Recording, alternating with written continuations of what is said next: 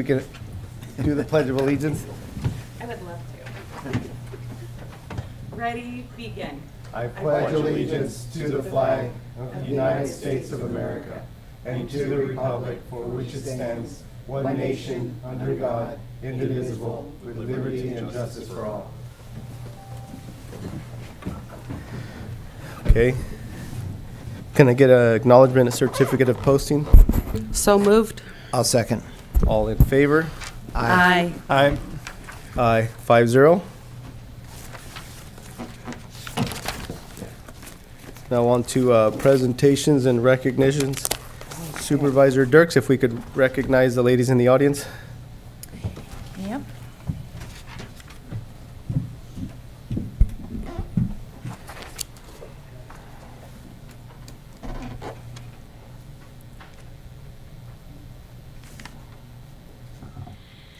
Good morning. I'd like to recognize Lisa Faulkner and Margie Barrios, if you could both come up. Shirley Trevino couldn't be here today because she was out of the country. Yeah. And so we were honored to have 3 women in our county recognized by Senator Ana Caballero for Woman of the Year. And it was really a great honor to be there. Supervisor Gonzalez also attended. It was a few weeks ago in Salinas at the Digital Nest. And it was a lovely event where they were able to be celebrated for all the accomplishments they've done in our community. And I just really appreciate both of the contributions that you guys have given. Lisa Faulkner is heading up First Five, and the amount of work that she's done with that organization is pretty amazing, and she's endeavoring to continue to expand and working through some legislation right now to get some funding to be able to do that as well.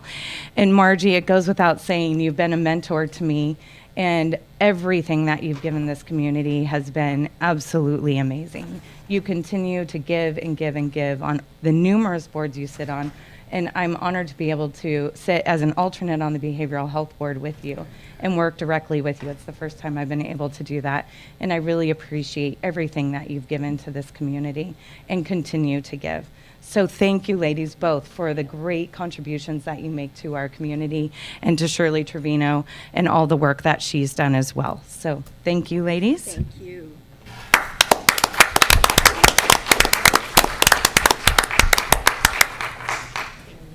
You're welcome. Okay. Thank you. Say a few words. Did the ladies want to say a Congratulations. few words? Ms. Barrios, Margie, would you like to say a few words? Lisa? You know me, this brings back a lot of great memories. It's good to be here amongst all of you.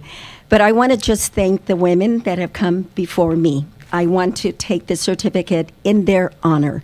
You know, women who influenced me, who were great role models while I was growing up, and continue to be. Women like these women that are sitting up there in our audience, I want to thank them for their carrying the torch. And I know somehow with balancing family and children in school and community, you do it. So thank you for you, and thank you, like I said, for the ladies. And my greatest role model of all, my mama, Luisa Sanchez, she continues to inspire me. So thank you all. Thank you, Margie. Thank you, Margie. Thank you for this recognition. I just want to share that with my great First Five team. I'm sure you all see us all together. So it's definitely a group effort. We also are grateful for our community partners. We've been with some of the same partners for 12 years since I started on our Dunn Park project, and we continue to work today. So they have a lot of great dedication and support for our organization and myself. And also thank you for your leadership in the county. I really have called on you often for your support, and I appreciate that. Thank you. Thank you, Lisa. Thank you, Lisa. Okay, board, if I can get a motion to approve the certificates of recognition of Margie Barrios, Shirley Trevino, and Lisa Faulkner for being honored as the women of the 12th Senate District. So moved. Second. All those in favor? Aye. Aye. 5-0. Thank you, Margie. Thank you, Lisa. And Thank you, everyone. Shirley. Very well deserved. Okay, on to department head announcements. CAO Espinoza. Thank you, Mr. Chair. Yeah, we do have some announcements. I'd like to invite up Steve Loop. He's our interim RMA director. He has a few announcements.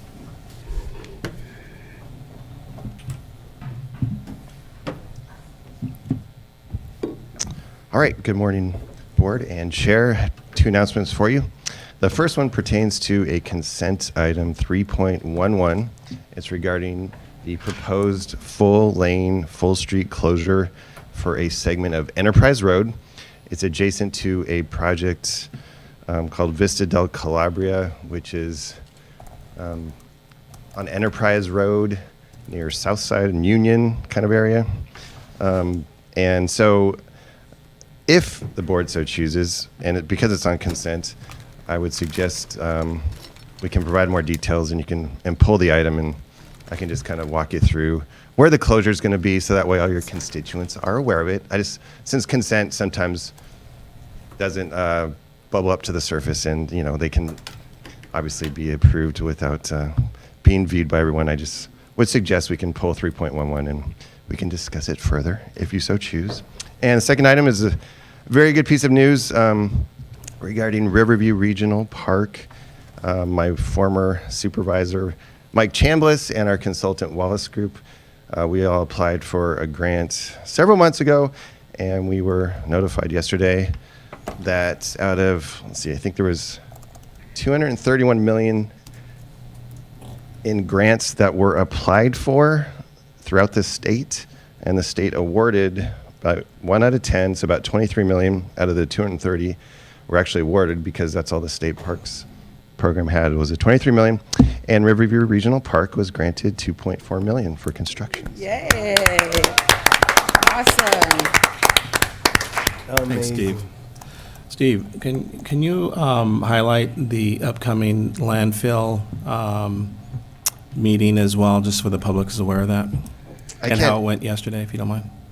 Absolutely. So the town hall was attended by, yesterday we had a town hall at Vets Memorial Park. For those of you that could not attend, there was approximately 60 or 70 residents that attended, about half as many staff and consultants, and the meeting went really well.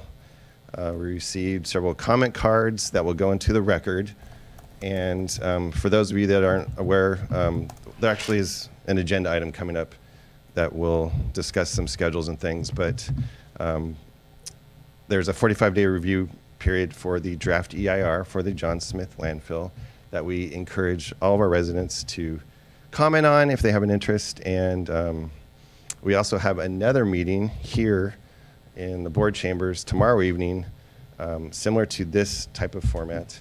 I believe that one is at 6:30, and we're going to have further discussion and trying to be as transparent as possible and provide as much information as possible to all the residents on the proposed John Smith landfill expansion. Thank you, Steve. Thank you. Appreciate it. Thanks to your team as well for the grant. Want to mention to the board that we are moving forward with an application for a local broadband agency technical assistance grant program under the Golden State Connect Authority through RCRC. I want to thank Supervisor Tiffany, but staff has been working on that prior with Barbara, and we're going to do our best to turn that grant in this week. I just actually signed the affidavit this morning to move that forward, so we'll be submitting that through RCRC. RC will be managing the grant and assisting us with allocating some funds to move forward with that, especially in the areas where we need it the most in their community. So I thought that would be good to highlight to this board. And I think that is all the announcements we have, Mr. Chair.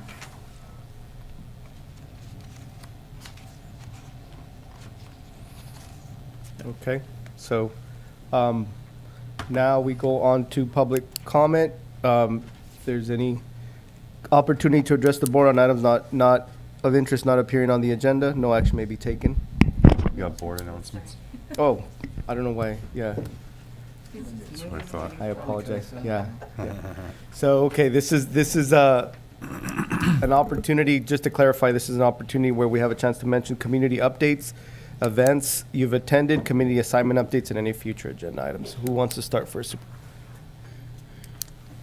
Supervisor Cosmicki. Yeah, thank you, Mr. Chair. Everyone's so enthusiastic to start their announcements, huh? First off, San Juan Day was 2 Sundays ago. It was the first inaugural San Juan Day. Took the place of another festival. It was a really, I know we always say these things are successful, but it really was very, very successful. The attendance was steady throughout the day, and I had a table there. Thank you to the Fitzharris family, the Brewery 25 business that offered to allow me to use their parklet in downtown San Juan Bautista. So I had the opportunity just all day long, people coming up and questions and concerns, and it was just it turned out really, really good. For me and for the county. I was there answering a lot of questions about the county as a whole. And so it was great. Aromas Day. So Aromas Day is coming back, first one since 2019. So I encourage folks to consider that this Sunday. Very unique event in Aromas, very charming event in Aromas. So if you don't get over to Aromas too often, that would be a good opportunity to check it out and see what it's like over there. I also attended the ribbon cutting this past Saturday for the new Avenida Cesar Chavez, the renaming that took place in Hollister of the portion of Union Road. I was very, very excited to see that. A long time coming, and the Cesar Chavez certainly has family roots in this area, and did a lot in this region, this area. So certainly a fitting recognition for the great Cesar Chavez and his family. We had the final interviews. We had a subcommittee on COG. Myself and Mayor Velasquez sat with Veronica Lezama with COG, and we were interviewing firms to have. There were 3 firms that applied to do the project oversight, project management for the Highway 25 expansion. And Chairman Hernandez also is on COG, and we all felt that as a COG board that it was really important to get a professional firm on board just to really make sure that project goes forward as expediently and capable as possible. And we've narrowed it down to one firm. We're in negotiations now with that firm. And so I'm very, very excited because they're not only capable, but they really expressed a willingness to work with us and be creative and find ways to reduce that schedule where possible, where logistically possible. So that's very exciting. More news to come on that. I attended the Rancho Larios Firewise Committee meeting. These Firewise committees or Firewise sites are any area or community of 8 or more homes that can start a Firewise site. They're certified sites. It can help with your insurance. It also is a great way just to have your community as prepared as possible for wildfires. I had Senior Council, Monterey Air District Board, homelessness ad hoc with Supervisor Dirks. We met with staff to discuss next steps with towing and outreach in unincorporated areas.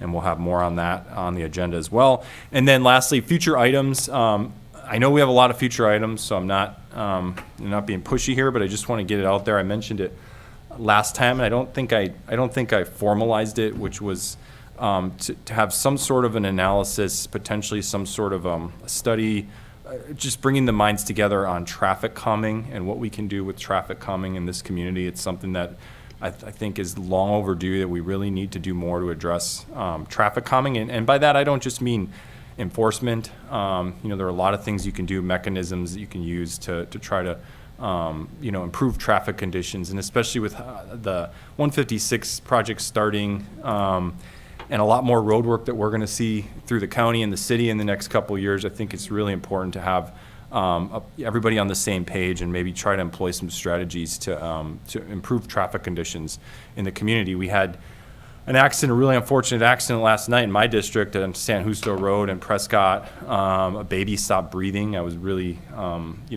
fortunately the last I saw, they resuscitated that baby. That hits home for me, somebody with a 13-month-old. And then today I'm coming in from Gilroy, and the person in front of me literally has their head down the entire way from Gilroy on Highway 25, looking at their phone or a computer, and just mind-boggling to me. So just more, you see these, and we all see these things every day, out here. And so I just think that's an issue that needs to rise to the top. So thank you very much. Who's next? Supervisor Dirks? Mr. Chair, if I may, could we get a second on that? I think that's, if you don't mind. I'll second that. Thank you. Supervisor Tiffany seconds that to bring it back. Thank you. Okay, Supervisor Dirks? Thank you, Mr. Chair.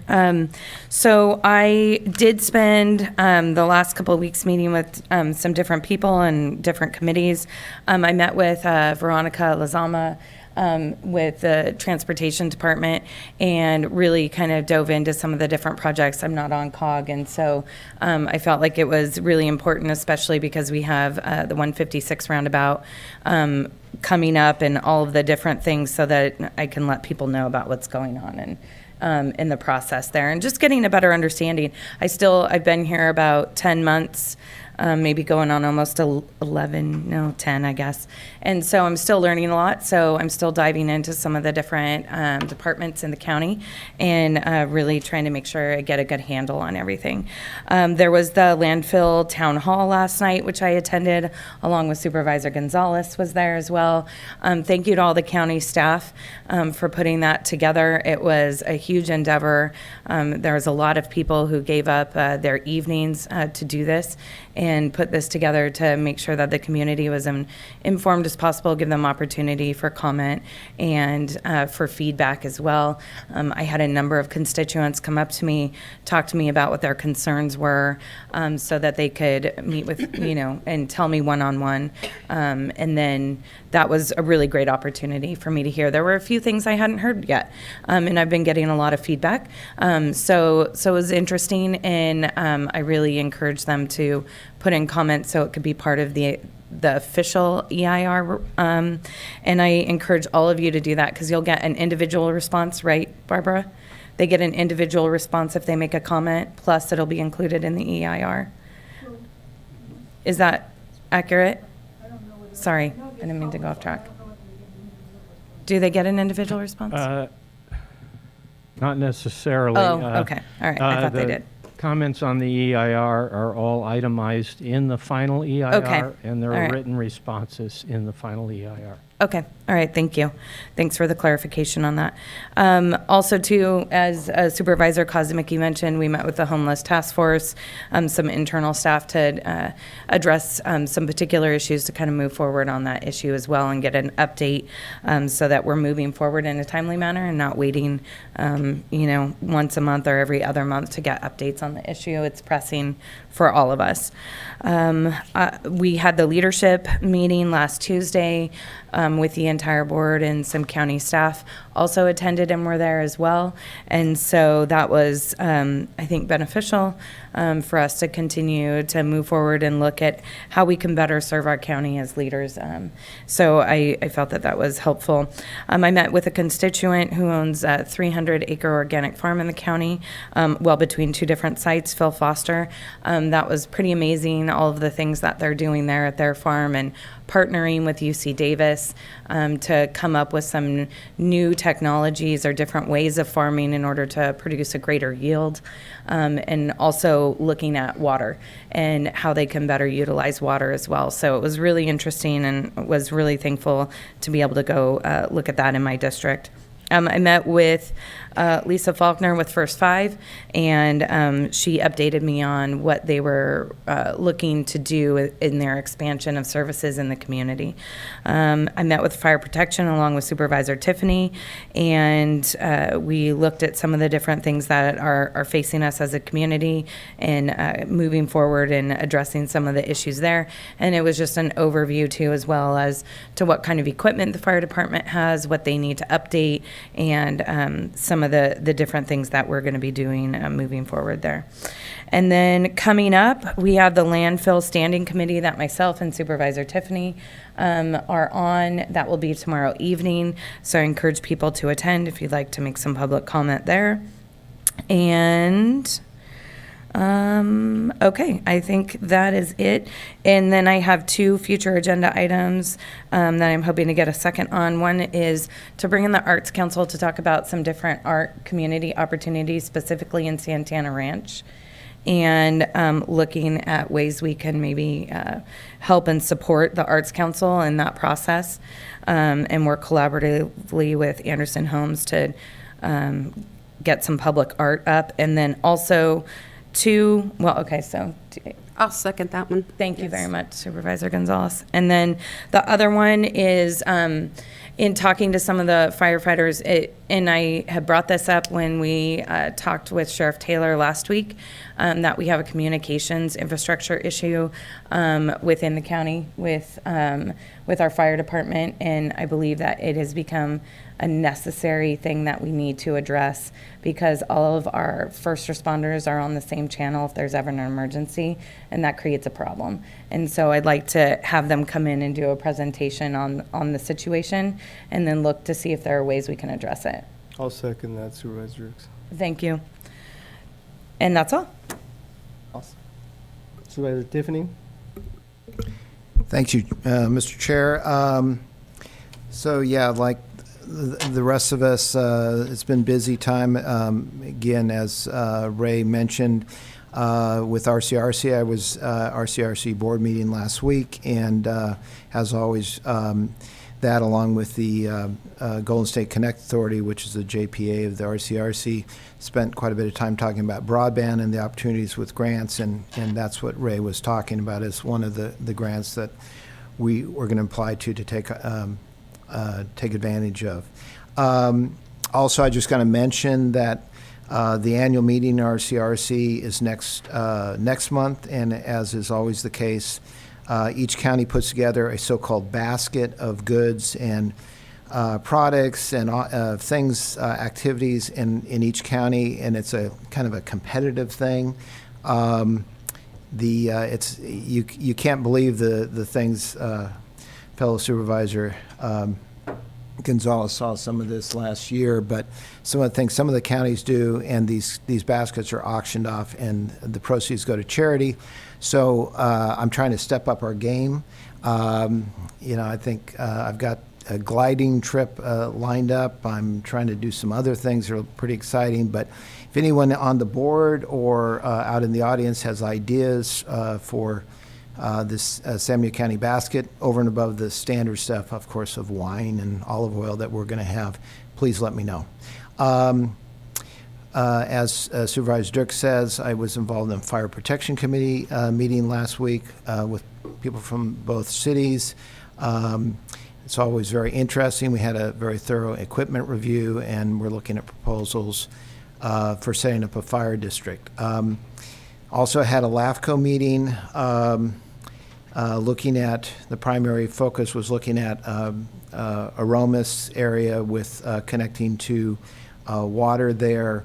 But one of the key things we're working on, and Supervisor Gonzalez and I are both on LAFCO, is waiting for a decision by the City Council.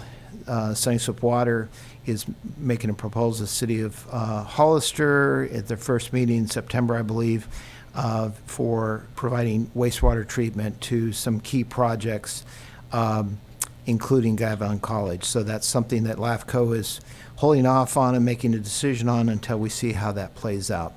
That's very important decisions are taking place here in the next month or so in that regard. Also, I've been involved along with Supervisor Hernandez. He and I both are on an ad hoc committee involved with the educational outreach for Major Q. So this is a education to the citizens on the pros and cons of Major Q, which is the so-called PORC initiative, and we're working closely with Clifford Moss firm in that regard. And soon there will be some active educational materials getting out to the public on that. And again, I encourage everyone to get fully educated on the pros and cons of Major Q. It's an extremely important measure for our community. Also got a chance to meet with some representatives on broadband in San Juan Bautista. Continue to be involved in water issues. District 4 has a lot of water issues, whether it be Stonegate, Tres Pinas, or now there's some significant ones with quality water with the Best Road Mutual Water Company, and it's my hope that we can get some long-term solutions for that whole area and water over the next number of months. And then lastly, or almost lastly, I, like others up here, was involved in ribbon cutting for Avenida Cesar Chavez. A great event, as Supervisor Kuzmicki said. Just one other comment on the landfill committee meeting that both Supervisor Dirks and I are involved in tomorrow night. It's at, again, 6:30. I want to emphasize this is a different format than what took place last night. So for one thing, you can people from the public that would like to attend, you can attend in person in these chambers, or you can Zoom in. The meeting last night was not available by Zoom, so that's another option. And we're welcoming all public comments, of course, on the landfill expansion. There'll be a presentation as well, like last night. I also then wanted to mention, I was looking at statistics for COVID. COVID still exists. And I just wanted to congratulate Tracy Belton and her team at Public Health Department that has been doing a great job over the last several years in a very difficult circumstance. I noticed that among young people, ages basically the 5 to 17-year-old group, Samuel County just recently was standing at number 10 out of 58 counties in terms of vaccination rates. So essentially all of the top 10 were Bay Area, larger counties. So it was great to see that Samuel County was number 10. So it's quite an amazing job that the Public Health Department continues to do in that area. Moving to future agenda items. First, a question, Ray. I know it's on the list. Do you know when and this may be a question, affordable housing ad hoc, but when we're going to see again the setting of in lieu fees, the housing ordinance, when that's going to be coming back to us? I'm particularly interested because I'd like to address this before the end of the year, before I'm off the board. Yeah, So, Ariel will anyway. be able to comment on that. Ariel Goodsby, head of RMA. I figured as much. Hi, good morning. How's everyone doing? Morning. So we'll be going to our next HAC meeting with, I think, our final edits on everything. It's the second Monday of the month because the first was a holiday. And then after that, we'll be bringing it to the board. Great. Planning Commission for the code and then the board. So yes. Okay. So it'll be before the end of the year. Thank you Great. so much. Thank you. And then lastly, and I feel like this is very important, is, and I'll get to the agenda item here in just a moment, but just as a precursor, I'm sure everyone read, with great interest, the recent very illuminating article that was in Benito Link in regards to the activities that are taking place in the surrounding areas around Strada Verde and potentially some other people behind the scenes that may be looking to try to bring houses out there against, frankly, the wishes of, I think, everyone pretty much within the county, including the people up here.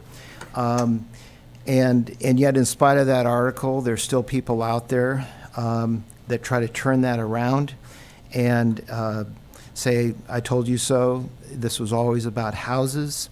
The bottom line is I am tired, as I'm sure everyone up here and on staff is, of continuing to hear falsehoods about us wanting to build houses either at Strada Verde, which I think now everyone knows is just an absolute lie, or in the surrounding area, that we're pushing somehow houses in the surrounding area in the northwestern part of that of the county. This is simply not true. And although I think that area would be a great place for commercial development, something like Strada Verde with no access off of 101, but I think it's frankly a lousy place for houses. I think that I believe everyone in the county would agree with that assessment. And so to once and for all, to demonstrate our commitment as a board to no residential development in that portion of the county. I would like to have at the next earliest meeting an agenda item where the board will bring forward a resolution where the board will, a resolution that we will not support any housing developments in that northwest portion of our county. I believe that it's essentially the area, there's a Balsa community study area, which pretty much encompasses that area, which is where Strata Verde would go in, as well as the surrounding area that was discussed in the Benito Link article. And at any rate, I would like to, as I said, ask for that we put on the agenda as soon as possible, where we bring forward a resolution. The reason for a resolution is something that we can do quickly and get our commitment out there as a board.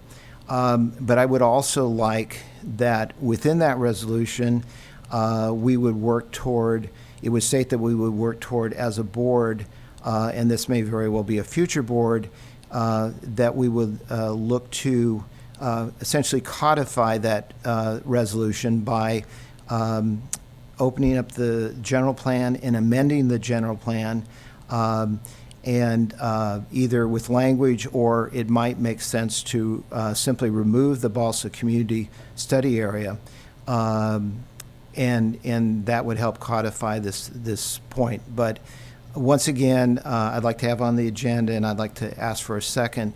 I'll I'll second second that, yeah. that. Yeah. Yeah, I knew, Yes.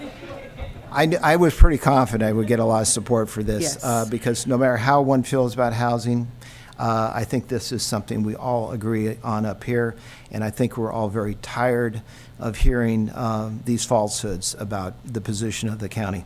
So thank you. Thank you, Supervisor Tippett. Supervisor Gonzalez? Yes. It's those innuendos that get us in trouble. I've actually had a series of meetings with elected and former elected officials, and the crux of the conversation has been the fiduciary duty of elected officials. And I know that all of us up here know this, but I just kind of want to remind and put on the record that it is our responsibility to preserve the public trust, to place loyalty to the citizens and the laws of ethical principles above private gain. And so I just need to kind of state that. Some of the various meetings that I've attended, of course, last night I attended the town hall at Vets, and I want to thank all the staff that's here in the audience, because I saw most of you there. I want to say probably a good 30 county employees were there, various tables, informational tables, and I just wish there were more public individuals that were out there, because it was a very well put together, organized event that gave all the information regarding the potential expansion project for the John Smith landfill. So I thank the staff for doing such a great job in organizing it. I just wish the community had come out a little bit more and participated. Going back to meetings that I have attended, after our last Board of Supervisors meeting, I actually met with Hazel Hawkins Hospital regarding the Anthem Blue Cross insurance issue with the PPO. I would hope that the county would maintain conversations, because over the weekend there were some issues where individuals were actually denied service that had the Anthem Blue Cross PPO, and so we need to make sure that we are not only looking after our employees and their health benefits, but we're also communicating with the hospital. I walked away from that meeting on August the 9th confident that the hospital was going to do the right thing, but this past weekend I discovered that they had it, and so we need to make sure that our employees who are covered by Anthem Blue Cross PPO are getting the services that we need, and if not, what's the next game plan for medical treatment. I also attended an AMBAG meeting with Supervisor Dirks. We had a LAFCO meeting, Supervisor Tiffany and I, and in addition to that conversation regarding Sunny Slope Water in the city, LAFCO will also have to be looking for a new director. So I spoke with County Council regarding that, and it sounds like there's a possibility to go through a county, possibly maybe CSAC or a county of counties, to find someone to replace our outgoing director. I attended the special Board of Supervisors meeting that we had last Tuesday. That was interesting, and I know there'll be more conversation regarding that. I attended the AAA, the Area Alliance on Aging, and found out nicely that they were giving the seniors a $50 voucher for the farmer's market that day. So I made sure that we took my mom there, and so she can go ahead and get hers. I attended an election campaign event for a city council member. I wish her all the luck in the world, and that's about it. For future agenda items, I would like to work on an aspect of communication. I personally, as a supervisor, feel like there's not enough information being given from here, admin, supervisors, to the public. So I would hope somehow with our new PIO, maybe in conjunction with county council or CAO, that we can put maybe like a monthly publication out so that actions and decisions that we have conducted through the prior month, this is what's happening. And then that way, it will also quell any miscommunication. It'll be directly from the county, so maybe our PIO can do that. That would be nice if the information can be disseminated in a nice manner. I also asked for a future agenda item to look at the hiring process and an update on behavioral health, the director of behavioral health. I want to see what we're doing there, because I do know that there are members in the community that are not satisfied with the level of service that they're receiving, and we need to see the update on the hiring process. And have we gone out to an RFP to maybe look for a headhunter to help us fill that position? The vacancy has gone on since April, and something needs to be done. I'll second the support for the communication issue that Supervisor Gonzalez raised. Thank you. Mr. Chair, I just want to point out, we already have that coming. I was just wondering, through the already PIO a- contract, we were Yep. considering amending, setting rules for that contract and communication. So that could be, at that point. Staff's been working on that, so the PIO is getting grounded, and she's establishing policy and working on quite a few other things. One is what you just mentioned, outreach internally within the county as well as externally. Yes. So she's been working on that, and she'll be coming back with a presentation. Okay. So Thank yes, you. we agree, Supervisor Gonzalez. So are you done, Supervisor Gonzalez? Oh, yes, Yeah. thank you. Okay, just making sure. So I'll be brief without being redundant over what Supervisor Kozmicki had mentioned about COG. I think it's really important to bring up, basically the gist of the conversation in our governance meeting. I thought it's really important, just kind of considering the future, right, with the county and its direction.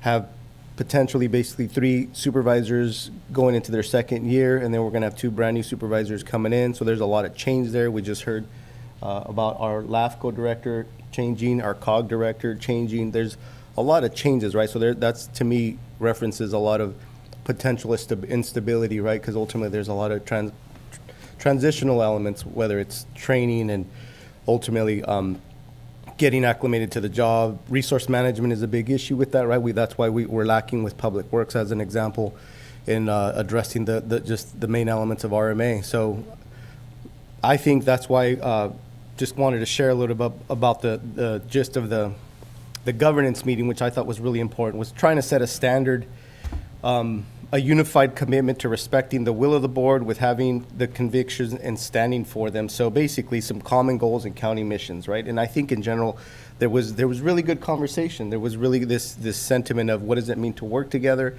right? There's obviously distinctions in our convictions, which for good reason, and by default that means is what are we actually focusing on that can advance the goals of the county, and focus on what we can get done, right? And I think in practical senses, most folks, we all come together, right? When it comes to addressing economic development, as a simple example, we're all for sure on the same page. So, so from that, it's going to be really important because we're going to have a governance handbook. Part of that conversation, I think, is going to be extremely important, right? Babs and Davis from, forgot the company's name, CAO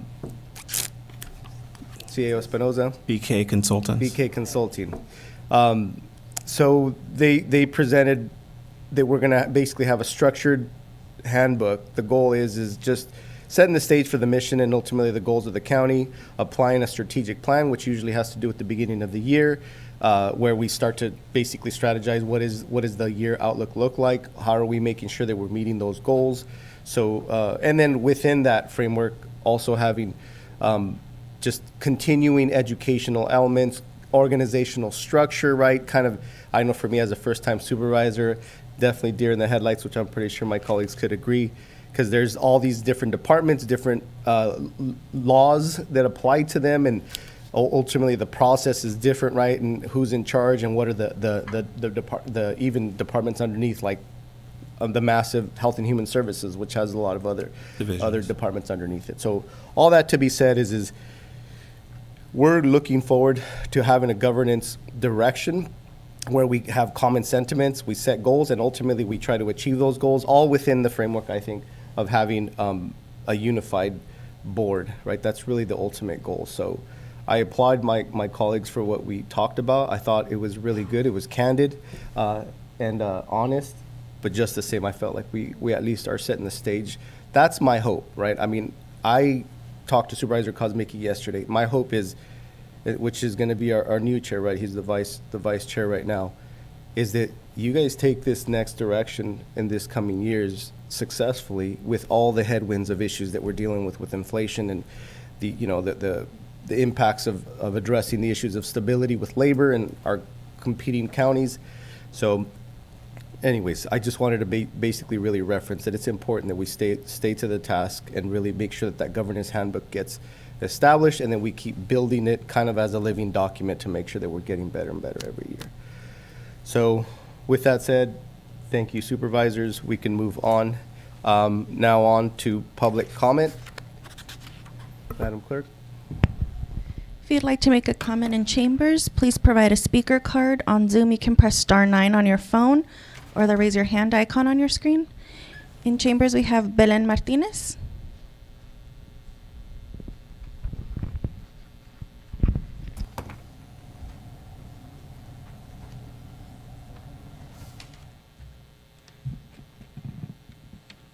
Hola, buenos días, supervisores.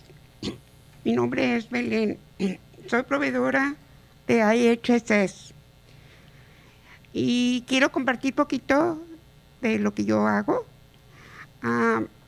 Yo tengo 36 años cuidando a mi hija. Y mi hija necesita cuidado 24 horas. A mí no me pagan 24 horas por cuidar a mi hija. Ahorita yo ya tengo 66 años, 68, dispensen, 68 años. Yo ya no voy a poder cuidar a mi hija. Yo voy a necesitar un proveedor que venga a cuidar a mi hija a la casa. Ese proveedor que va a venir a cuidar a mi hija, yo no lo voy a poder, ¿cómo se dice?, encontrar, porque en este condado no hay aseguranza para los proveedores de cuidado en casa. Yo dejé mi trabajo cuando me diagnosticaron a mi hija. Yo dejé mi trabajo, que me pagaban bien, tenía aseguranza, pero yo nunca pensé en que yo no iba a tener aseguranza a cuidar a mi hija. Yo nada más quería cuidar a mi hija porque es mi hija. Así es que nosotros, los proveedores, les estamos ahorrando mucho dinero al Estado al cuidar estos clientes en nuestras casas. ¿Quiere decir? Good morning, Board of Supervisors. My name is Belen Martinez, and I'm a provider with IHSS. I want to share a little bit about my situation. I've been taking care of my daughter for 36 years, and it's something that I take care of her 24 hours a day, but I do not get paid for 24 hours to take care of her. I'm 68 years old right now. And so I know that means that I'm not going to be able to take care of my daughter for very much longer. And so I'm going to need to find someone to be able to take care of her. But who's going to want to do the work if they're not getting health insurance for the work that they will be doing? And eso es un Nosotros les estamos ahorrando we dinero al Estado. We are saving the state millions of dollars every year by doing the work that we are doing. Seguiremos regresando porque nos siguen negando aseguranza médica. Esto es algo que ya debe ser un derecho para todos los trabajadores. No estamos aquí pidiendo que les den seguranza a cada trabajador en el programa. Sabemos que hay gente que califica para medical y otros que tienen seguranza por otra manera. So we keep returning because you keep denying us health insurance. This is something that should be a right for all workers, and we're not even here asking that you provide health insurance to every worker in the program. We know that there are people who qualify for Medi-Cal and others who have their own insurance through some other means. Pero hay gente que en este momento no tiene seguranza médica y por eso los trabajadores estamos aquí. No es justo que ellos tengan que seguir trabajando y cuidando la salud de personas sin poder cuidar su propia salud. But we know that there are people in this moment who do not have health insurance, and it's for those workers that we're here. It's not right that they have to continue to work and take care of the health of people without taking care of their own health. Y no es justo que mientras nosotros sigamos trabajando, ustedes sigan silencios, callados en este tema. And it's not right that while we continue to work, that you all have stayed quiet on this topic. Ya más de un año negociando por un mejor contrato. Yo sé que ustedes no esperarían tanto tiempo si estuvieran en nuestra posición. It's been more than 1 year in negotiations for a better contract, and I know that you all would not wait so much time if you were in our position. Por favor, escúchenos y apóyenos, porque sus decisiones afectan a muchos trabajadores en sus condados. Please listen to us and support us because the decisions that you make are affecting many workers in your counties. También quiero decir que, por ejemplo, ustedes que están sentados allí en la mesa, ustedes necesitaron nuestro voto, de los constituyentes necesitaron nuestros votos para estar allí sentados. Así es que ahorita nosotros necesitamos su ayuda, su apoyo. Nosotros se los dimos a ustedes para que nos ayudaran y no nos están ayudando. Gracias. I also want to remind you that those of you who are sitting right now in front of us, that you all are in those positions because of your constituents, because of us. And we're the ones who helped you get in those positions, and we're here asking for your support now, for you to help us. Thank you. Gracias. Ana Heredia.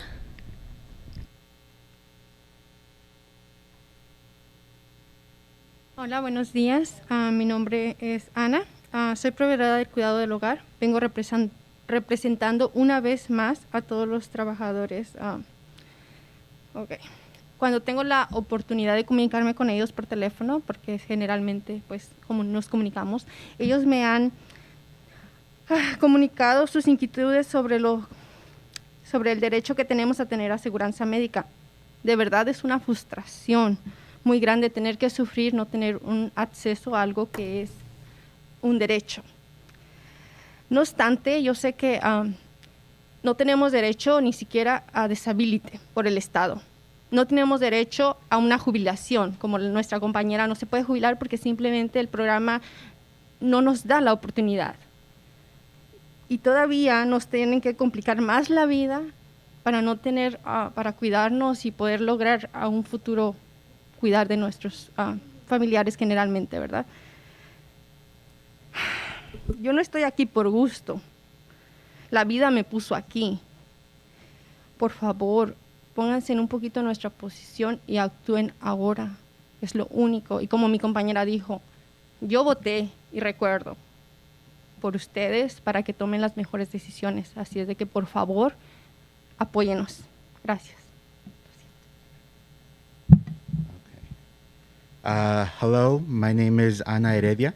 I'm a provider in the IHSS program, and I'm here representing all the workers who, because of work or other reasons, find it impossible to be here today. But when I have the opportunity to speak with them, they tell me of their worries about the right to have health insurance. It's a really big frustration that comes with many challenges as well. In this program, a lot of people don't have a right to disability insurance, don't have a right to retirement, and our life gets even more complicated when we don't have access to health insurance. I'm not here today because I want to be here. I'm here because life has put me in this position. So please think about us, and we ask you to act today. Like my coworker said, we voted for you all, and I was one of those voters, so that y'all could make the right decisions for us. Thank you.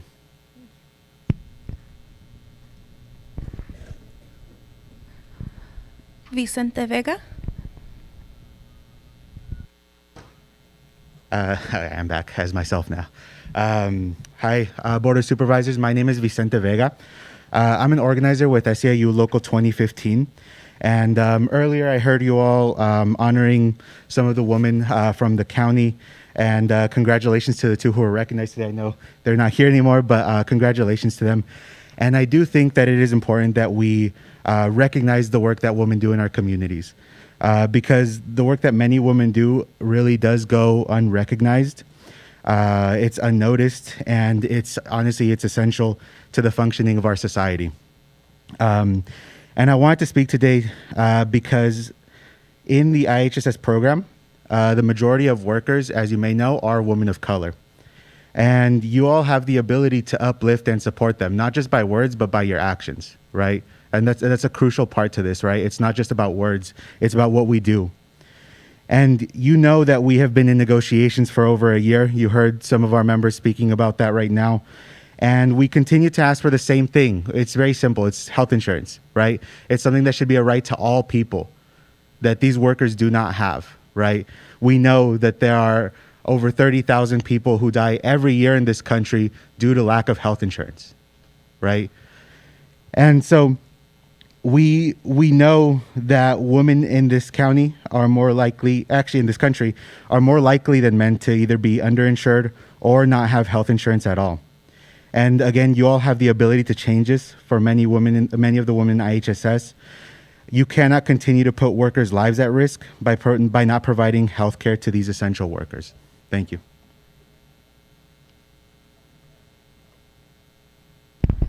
On Zoom, if you'd like to make a comment, please press star 9 on your phone or the raise your hand icon.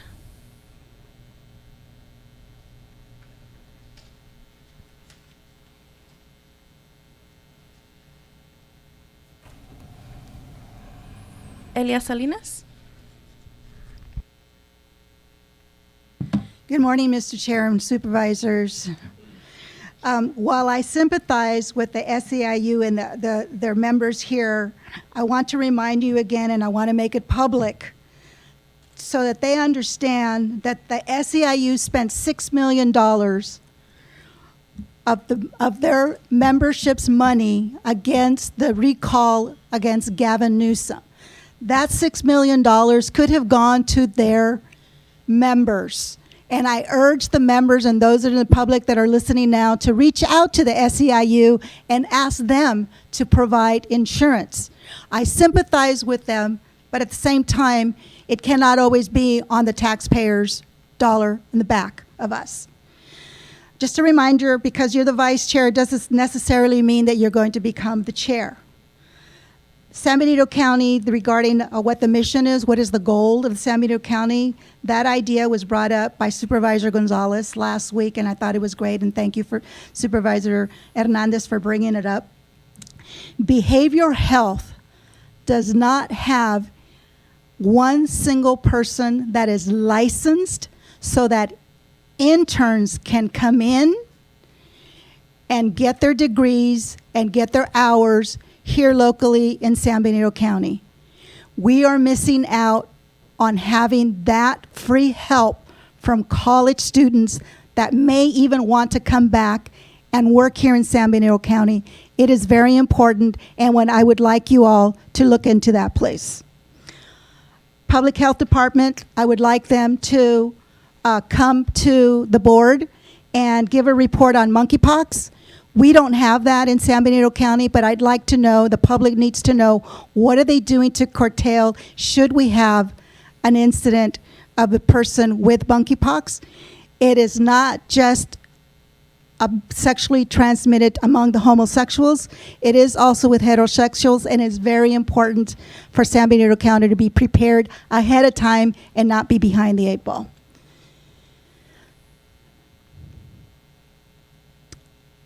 The landfills meeting last night I thought was great. It was impartial. It was straightforward with the facts. And if you had questions, you went to that specific table to ask questions, whether it was environmental, whether it was roads, what it was. They all had it separated, and I thought it was very well organized. Measure Q, Supervisor Tiffany, you brought it up, and I think it's really important, and I hope that all of you as individually are going out there and actually telling the truth of what Measure Q is all about. Lastly, since February, at my count, we have lost 9 San Benito County employees. Look at leadership and find out why these people are leaving. We're losing great help here in San Benito County. Thank you. No other comments. There's one other comment, the gentleman in the back.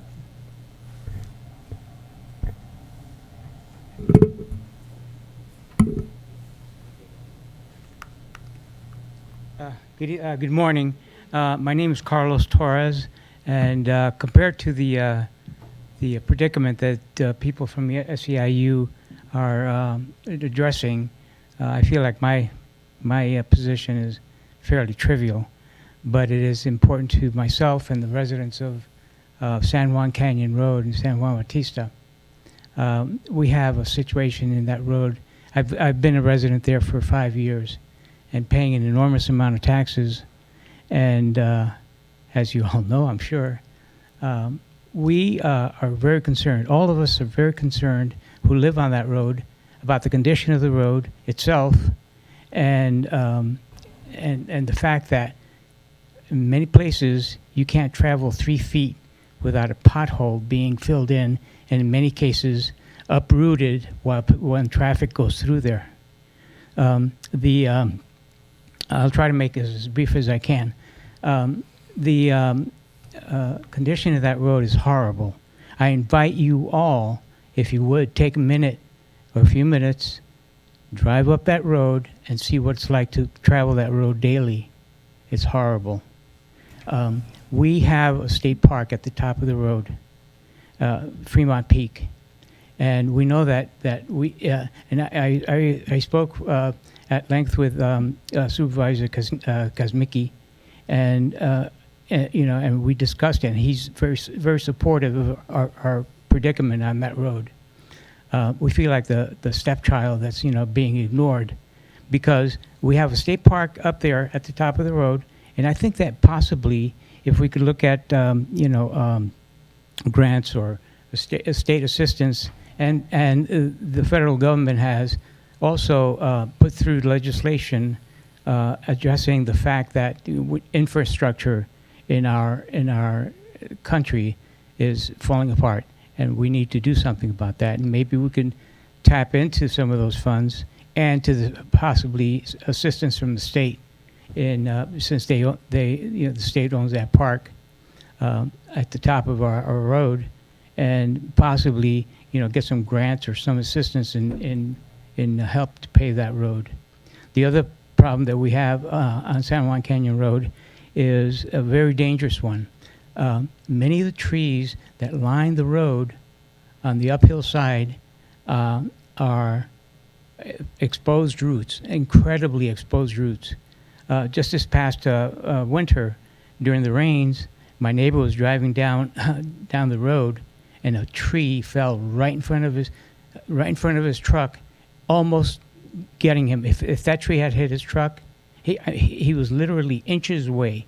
If that tree had hit his truck, he would have died for sure. Huge tree, and there are so many more like that on that road that have exposed roots. Thank you, sir. And we should be able to do something about that. I can't imagine money Thank you, of sir. a lawsuit that would be incurred by having somebody injured or killed on that road. Thank you for your time. Thank you. Thank you. And I did speak with our RMA director about his concerns, and we'll keep that conversation going. Thank you. Okay. Mr. Chair, can I make one quick comment? Yes. If you don't CEO mind? Espinoza? It has to do with SEIU 2015. I just wanted to make sure the board and the public were aware that there have been many requests by the county to have a meeting over the last year. It's been unresponsive many times. We had scheduled a meeting last week with SEIU 2015, and they canceled the meeting due to some issues with their response. So I just wanted to make sure that the public was aware of that. Additionally, the board cannot respond because that would be a form of direct dealing. So I wanted to make sure that everyone knows why you're not responding. It is because it's against really the law, because then we could direct deal and there could be issues with that. So To clarify, 'cause we're in the middle of and negotiations. we're in the middle of negotiations. Where I was going to go to next is that is the period where negotiations are had, and our negotiating team is meeting with their negotiating team. So I just want to make sure that the public was aware of that. Can I just ask a question? Do you have a time frame of when you expect it to wrap up, the negotiations? Well, they canceled on us, so. I understand that, yes. That was due to an emergency, first of all. And then secondly, we have been meeting throughout the year and last year. And every time we come back to the table, we get the same response with regards to health insurance. So that's why we continue to come here, because you all have had the opportunity So, to respond to anyways, that. that's. And so that's. Thank you. We can't respond to that. but Appreciate anyways. it. All right, so, yeah, that's all, Mr. Chair. Appreciate it. Thank you for the clarification. Okay, that's the end of public comment. We can go on to public hearing. It's 10:02, item number 1. So the public hearing is officially open. If we could get comment from RMA, please. Good morning, board. There we go. Good morning. So the item before you is a public hearing to address the water allocations for CSA 31 Stonegate. Now, this is the second time I'm bringing this for. Little brief historical background about Stonegate and their water allocations. As we're all aware, we are in a drought season. So the U.S. Bureau of Reclamation traditionally disperses said allocation for Stonegate that was reduced at one point to 0. So with some finagling with both and help and assistance from the San Benito County Water District, as well as a private purchase of water on the open market to fund their health, safety, and agriculture needs on site, we have come up with new formulations to see them safely to the end of their water year ending in March. So at this point, I'll put the bottom line up front. I'm looking to hold a public forum, which we're doing, as well as to ask you for your vote on the resolution with the supporting documents and exhibits attached therein. I'll take any questions at this time. Any questions, Supervisor? Oh, actually, before we go to questions, public comment. If you'd like to make a comment in chambers, please provide a speaker card. On Zoom, you can press *9 on your phone or the raise your hand icon. No comments. Okay, back to the board. Questions, thoughts? Supervisor Tiffany? Yeah, just a couple quick comments. This is in my district, District 4, and as I said earlier in my comments at the beginning of the meeting, water, of course, as we all know, is a huge issue. It's becoming an even greater issue, and unfortunately, Stonegate, which is one of the CSAs in our county, is struggling with that.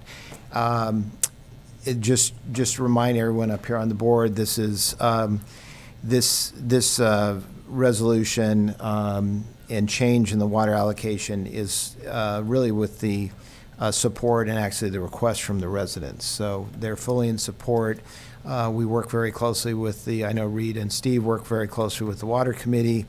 And so this is something certainly we need to support. And once again, it's my hope that, and I know the county's hope, and I'm working closely with Steve and Reed and others, Sunny Slope Water District, San Benito Water District, to see if we can find a long-term solution for Stonegate.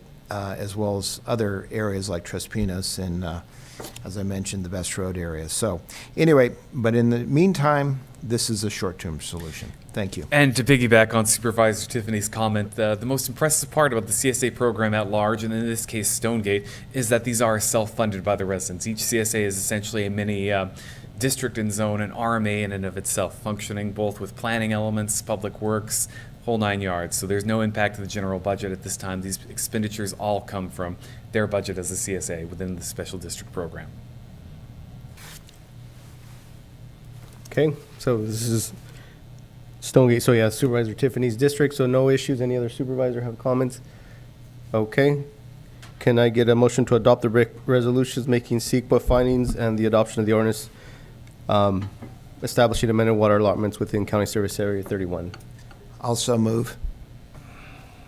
I'll second that. All those in favor? Aye. Aye. 5-0. Thank you Board. very much. Thank you. So now it's 10:06. I close public hearing item number 1, and at 10:06, open public hearing item number 2.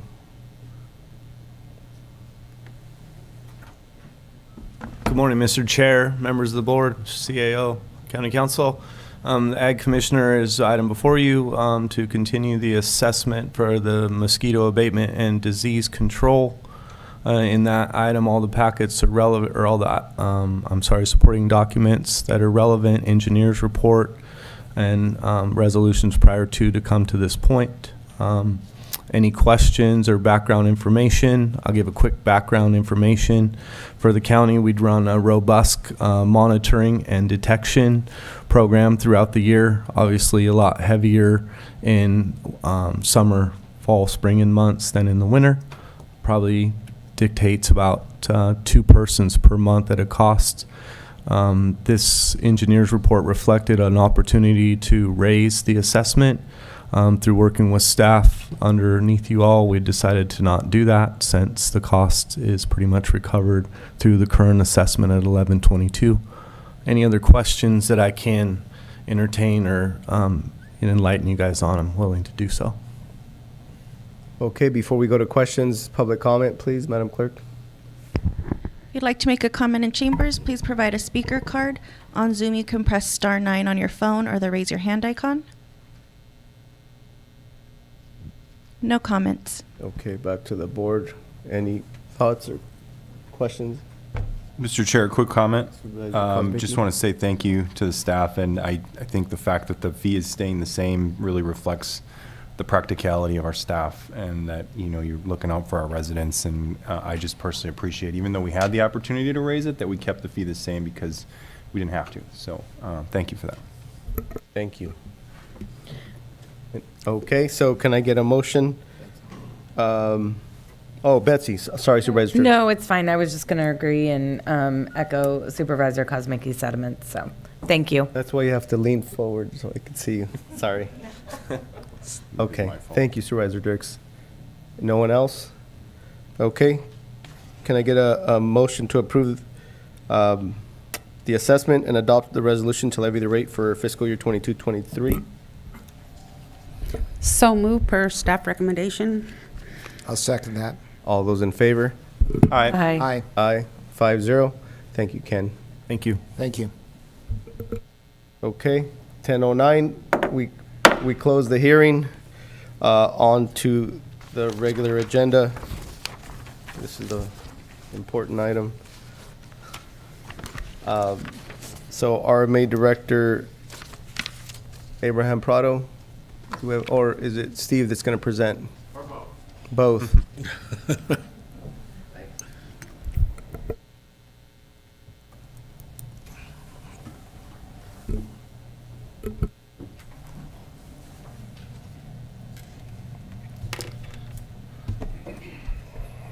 All right, thank you, Board and Chair. So this is an important item. We've discussed it a bit earlier and in the past weeks. So before I bring up some options of dates for the public review comment period, I just want to provide a little bit of background on some of the ongoing efforts by our staff and consultants. So the original EIR draft EIR, I should say to be specific, was released to the public for comments on July 15th. And the standard protocols for that window of public comments is 45 days, which would bring the 45-day review period comment response to an end on Monday, August 29th. So because we know this is important to the community, I just want to mention a few things that our staff has done to go above and beyond what's required by CEQA, which is the California Environmental Quality Act, and the requirements that we have when we release these documents. So as we noted, we had a really productive town hall meeting last night. That was not required by CEQA, but we wanted to make our staff available. We had some workshops, we had tables, spread throughout the Vets Memorial Building. As the supervisors mentioned, it was a good informative time, I think, for everybody. In addition to that, once again, we're having a meeting here tomorrow, 6:30, for folks that would like to show up and make a comment and have a discussion with the board as well. Please be here tomorrow night at 6:30 if you'd like to do that. In addition to that, CEQA requires us to mail out notices to residents that are nearby within a certain radius of the landfill. Our staff, for transparency and for communication, decided we were going to mail out an additional almost 2,000 notices that were not required by CEQA to other nearby residents, including Santana Ranch and Ridgemark and some folks near Santa Ana Valley Road. That was not required by CEQA. So I think it's good to have some of that context when we talk about extending periods of review, just to know that we're making quite a bit of effort to be transparent to the community. So one item to note, because I know folks are busy with their lives, I do want to just real quickly, for folks that haven't had a chance to attend any of those events or jump on the website and look at the EIR. When we talk about the John Smith landfill expansion, there's a proposed project to expand the tons per day to 2,300 allowable tons per day to be accumulated at the landfill. And just as a baseline, the current contract essentially is 1,000 tons per day. So within that EIR, the proposed project is 2,300. However, there are alternatives, and I think it's worth noting that the 2,300 doesn't have to be selected. There's also an alternative to have 1,700 tons per day.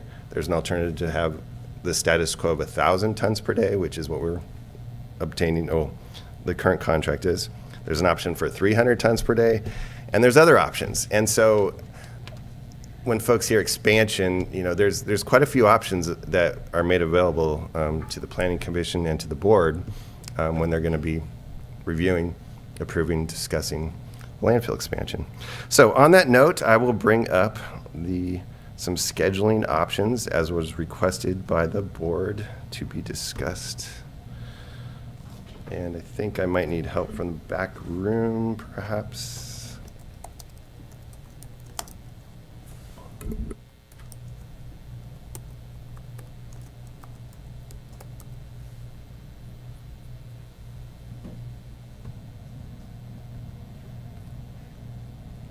Okay, great, thank you. Let me enlarge that for you. Okay, so where we're at today. Comments are due this upcoming Monday from the public, August 29th. And if that schedule is held, the result would be is that the Board of Supervisors could hold a hearing on November 2nd. And there's things that have to occur in the interim to have that happen. There's the county staff receives all comments. As was mentioned earlier, we have to provide a written response, place that in the record, and that becomes part of the final EIR. And then the board and the Planning Commission review those comments when they make their determinations. So as we think about possibly condensing the schedule, that also requires condensing the amount of review time and response time that staff and consultants have to respond to comments, provide written responses to comments. And so I think before last night, we had approximately received 30 written comments from various stakeholders, agencies. I don't know exactly how many received last night, but hopefully there was several. I saw folks writing their comment cards, which is great. Steve, quick question. 30 comment or clarification. Sorry, not question. Clarification. You said 30 from where? 30 written comments from various agencies, residents. We did about 30-ish, up to prior to last night we'd received for the draft EIR. So, we're starting behind the scenes to respond to those comments as quickly as we can, and then typically a lot of comments will, be received towards the end of the review period. So, some options that we're providing here, and I'm gonna say there's nothing magical or legal about extending the review comment period, and there's nothing magical about 15 more days or 30 more days. So if we were to extend the comment period to make it a 60-day review, so add 15 days onto the review period, that would allow the board to have a hearing as early as November 29th. 75 days would extend that board hearing out to December 13th. And so, obviously there's some implications about new board members being sworn in and those type of things. However, there's other options, and so I just wanted to present one other option for your consideration. If the board were to determine they want to extend the review date period by 1 week, so from August 29th to September 5th, that would still allow the Board of Supervisors hearing to occur on November 8th. And that's by condensing another day of our internal ability to respond to comments.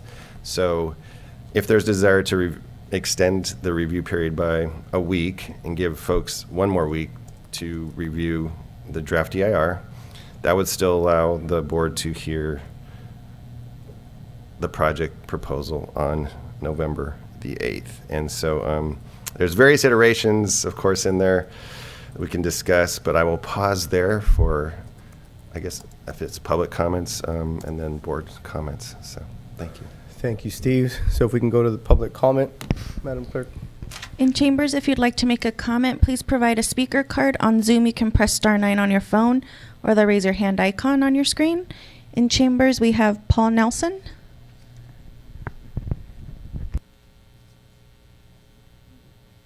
Good morning, Chair. Good morning, Board.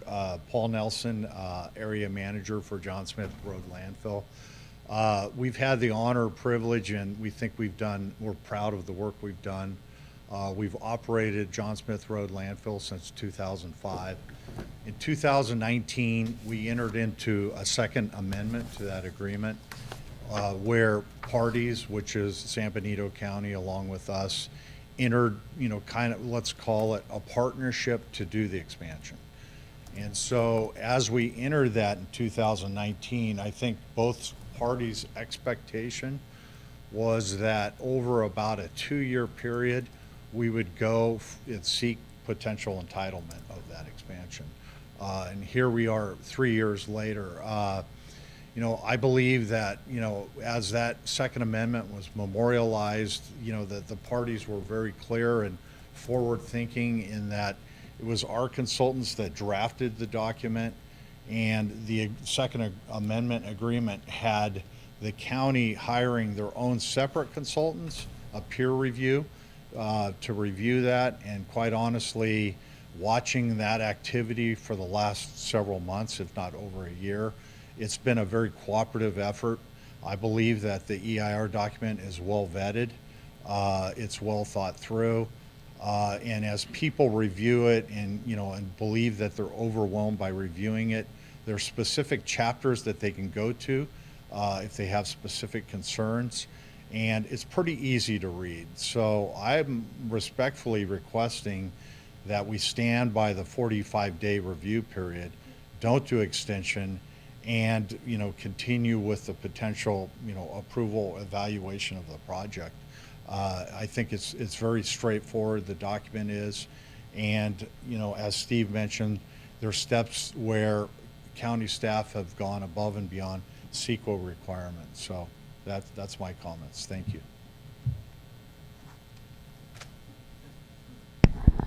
Maureen Nelson.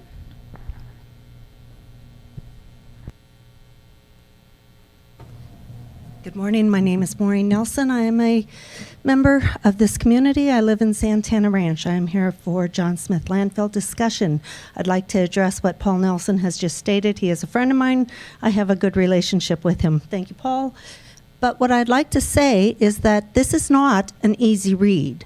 I have 2 degrees in science, both a bachelor's and a master's, and I have a second master's in organizational leadership management.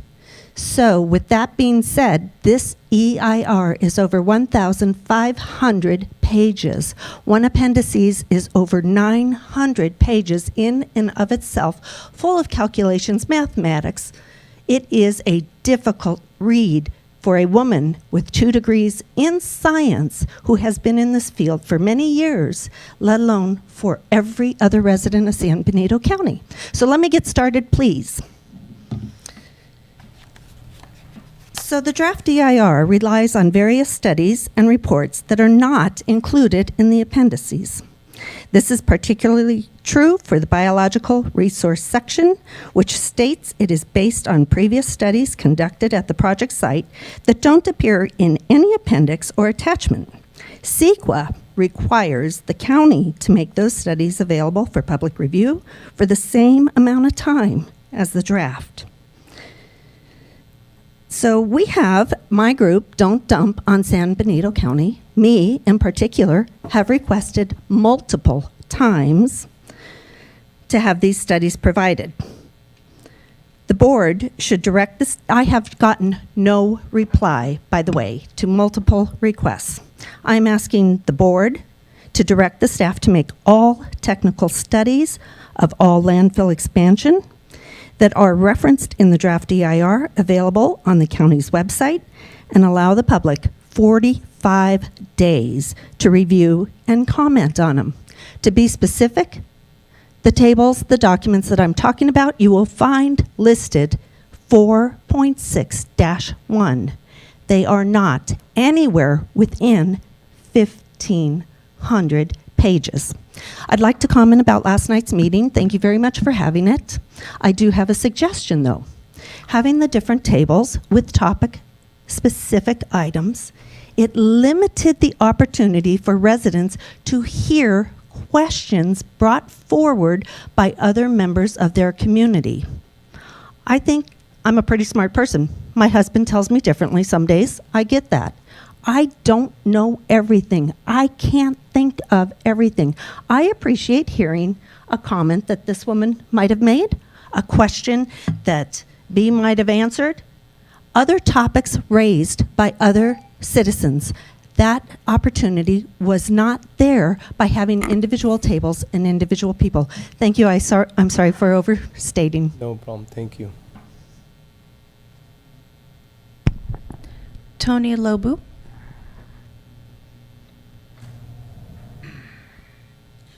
Good morning, Board, and thank you for the opportunity to speak today. San Benito County has several jewels in this county. One of them is Benito White in South San Benito County. Another one is the airport, which is a valuable resource for transportation. And the third, believe it or not, is our landfill. We've spent a lot of time studying it, and we spent a lot of time thinking about it and how we're going to handle it and so forth. But like our jewels, it's diminishing. We're spending a lot of time studying and taking time and doing things of that nature. And all along, we're losing an opportunity to expand it. And I think if we take more and more time over studying something, we could lose this jewel that we have in our county. If we lose this jewel, the cost of refuse in this county is going to double, if not triple. I think it's a good opportunity. I think Paul has done a wonderful job, and their company has done a wonderful job putting this project together. And the expansion of the landfill is something we've needed, and we will need in the future. Just a reminder, the last permit that was issued for a new landfill in the state of California was in 1985. I thank you for your time, and I hope you can expedite this process as soon as possible. Elias Salinas.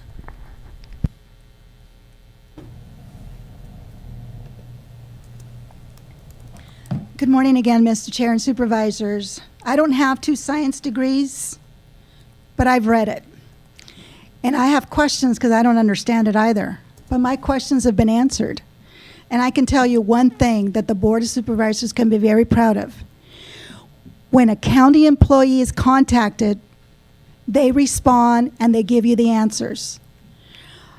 If there is a question of any kind of document that has gone through the Board of Supervisors, it is in the archives and we have access to it. That's one of the great things about this.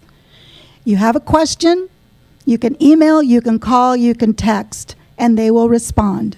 So I find it very difficult to understand why Ms. Nelson has stated that she has not gotten any response. It's very out of the ordinary for San Benito County not to do that. I urge you to make a decision one way or another this year. Please do not consider this as any type of a political decision on your part. You're either for it because it is the best thing for San Benito County, or you're against it because you feel that it is not the best thing for San Benito County. You are there to make a decision, and this is a very important decision, not for the next 5 years, next for the 10 years. You need to make a decision out here with regards to what's going to happen in the next 50 to 100 years with regards to that landfill. We are not going to be here at that time, but you need to make a decision that will benefit San Benito County, in my opinion, by allowing this to expand. If it does not expand,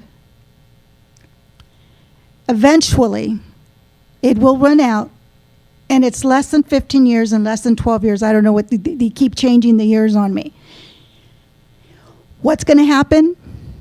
We don't own that land, but the people who own that land, we're going to go on our knees asking and begging to let us expand because we've run out. Because now that is the best thing for San Benito County in 25 or 30 years from now. A decision must be made. It's a hard decision, but don't let it be a political decision because you don't feel that you're going to be reelected. I feel you should also reconsider and bring back on a future agenda the transfer station. Hypothetically, it might cost $1 million, and I know that it won't cost $1 million to build today. But if you come back, this board in this county comes back in 15 or 20 years for a transfer station, that $1 million is not going to be there anymore. Now it's going to cost you maybe, I'm going to throw a number out, $50 million. And actually that number is closer now to what it would cost to make a transfer station. So please reconsider it. One more thing real quick. I know that the speeding is supposedly an issue for these trucks. Is that not section of Fairview Road not considered a school zone, and maybe as a board you should reconsider changing the speed zone in that area? Thank you. Thank you. On Zoom, if you'd like to make a comment, press *9 on your phone or the raise your hand icon. No comments. Okay, bringing it back to the board. Thoughts, questions? I have a question. Yes, Supervisor Tiffany. Just for, and this could be for either you, Steve, or Abraham. You know, I think all of us up here are trying to balance out the right decision on this, because it is a very important decision, and we want to go over and above efforts in order to be transparent and make sure we get all the public comment we can, and I think we've done everything up to this point in trying to do that. But one of the key issues that was just mentioned, I think it's very, very important that that this board makes a decision and doesn't bleed over into next year. So with that being said, I know you have the dates here laid out. How much wiggle room? My concern is if we cut it too close by extending, some of these extensions, that we may fall into a danger of moving it into next year if something changes from what you're expecting. So anyway, I'd just like a little bit further information on that. I'll take a shot at that, and then Abraham, if you can please jump in. So knowing that there are glitches in schedules, and perhaps the planning commissioner board would like to hear the item presented at two separate sessions. I would not recommend that we jump to the 75-day review period. I think for staff and our ability to respond to comments and various other timeframes, if we don't want to be concerned about going to the next year, I think the 60-day review period is quote unquote a safe time frame. Again, I'm not advocating for that, but if I would, based on your question, Supervisor Tiffany, I would not recommend the 75-day review period. So I don't know if Thank you so much, Steve.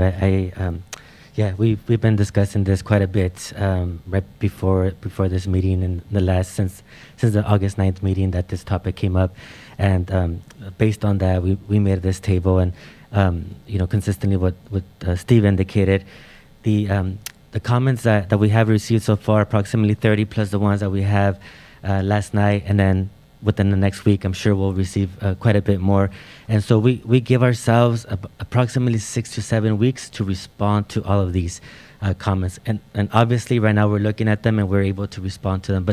But from the August 29th deadline, we give ourselves another 6 weeks or so to prepare formal comments to all of the comments that are provided, not only from the public, but from our responsible agencies as well, all the state agencies and so forth that this EIR was provided to. And so all of that is taken into consideration in this list. And so a glitch potentially could be that if we do extend it a little bit further, we have a lot more comments that come in, which is fine, but it's just that leeway, that cushion that we need to respond to all of these comments. And so definitely the original schedule that we have in place, we have for a reason. We will take it to Planning Commission, as you know, for approval of the consideration of approval of the conditional use permit and recommendation of the EIR and recommendation of the general plan amendment from rangeland and ag to public quasi, and then bring that over to the board. And all of that, those dates are standard, whether it stays on current schedule as we have now, August 29 being the deadline, taking it to Planning Commission October 21st, and then bringing it to the board at the November meeting, or the 60 days, as Steve was mentioning as well. That would probably take move it another 3 weeks ahead. But in regards to glitches, we think that can potentially be the case where we just have a lot more comments that we would have to formally respond to.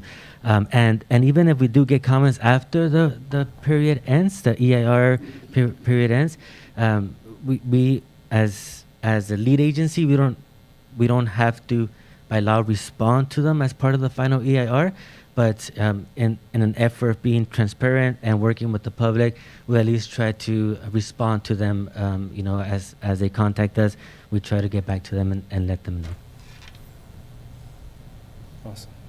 Thank you, Abraham. Thank you. Okay. I had a question as well, and I'm assuming we're going to come back for comments. Do the comments, the 30 you mentioned, does that include the emails that we've received, the staff that has received, or because we've gotten quite a few emails, so I'm just wondering, it doesn't seem like that probably includes those. I'm just curious about that. Emails, we have gotten quite a bit of emails, and it depends on the nature of the email. If the email is addressing the EIR, then yes, it would go to the a formal EIR, and a formal EIR response would be required.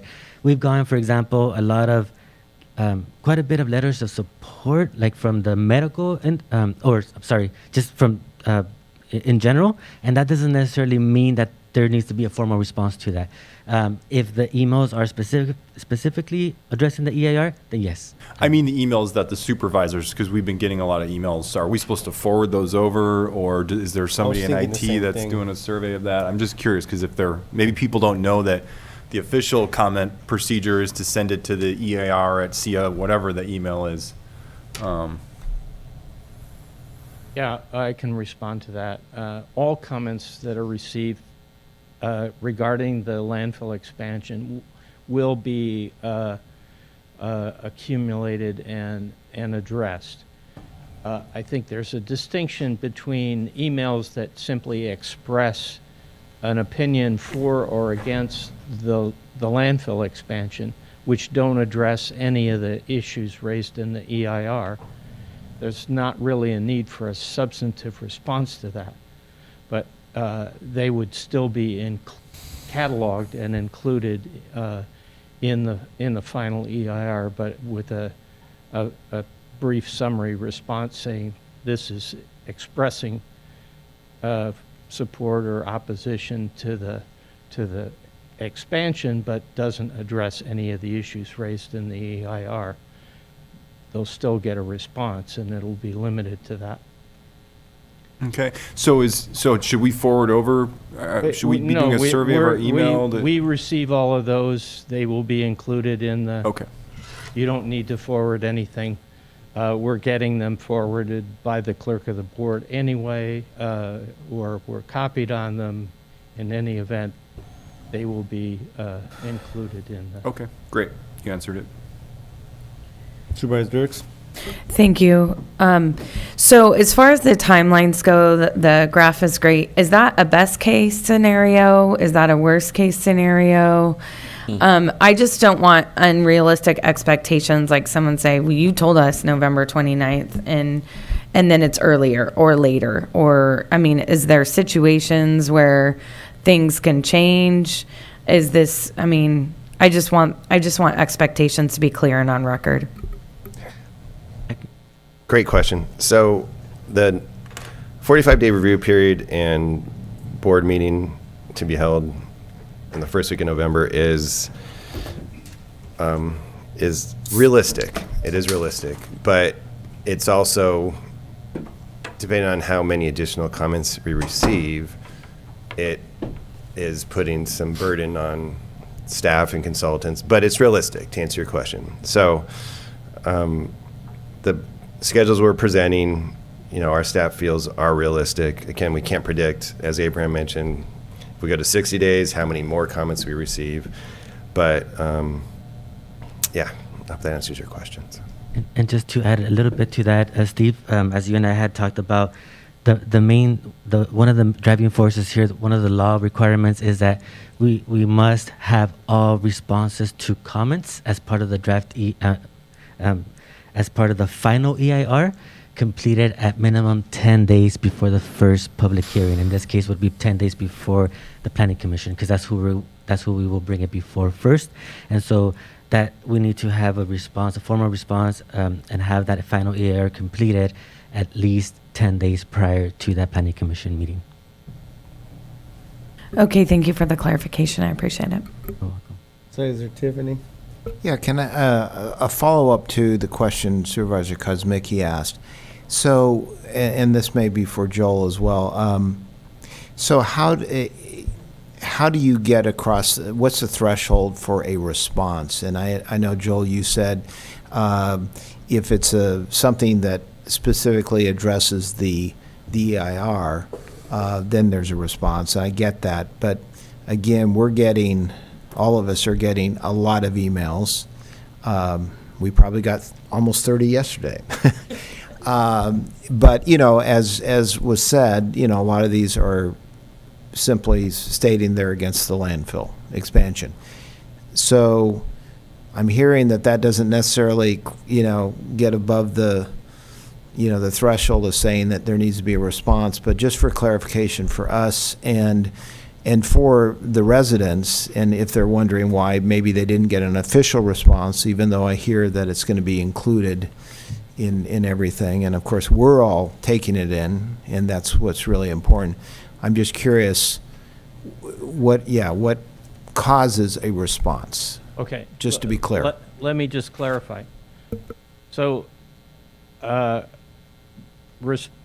the communications that we get about the landfill expansion that don't specifically address issues in the EIR will all be listed and categorized as expressing an opinion for or against the landfill expansion, but not raising any issues addressed in the EIR.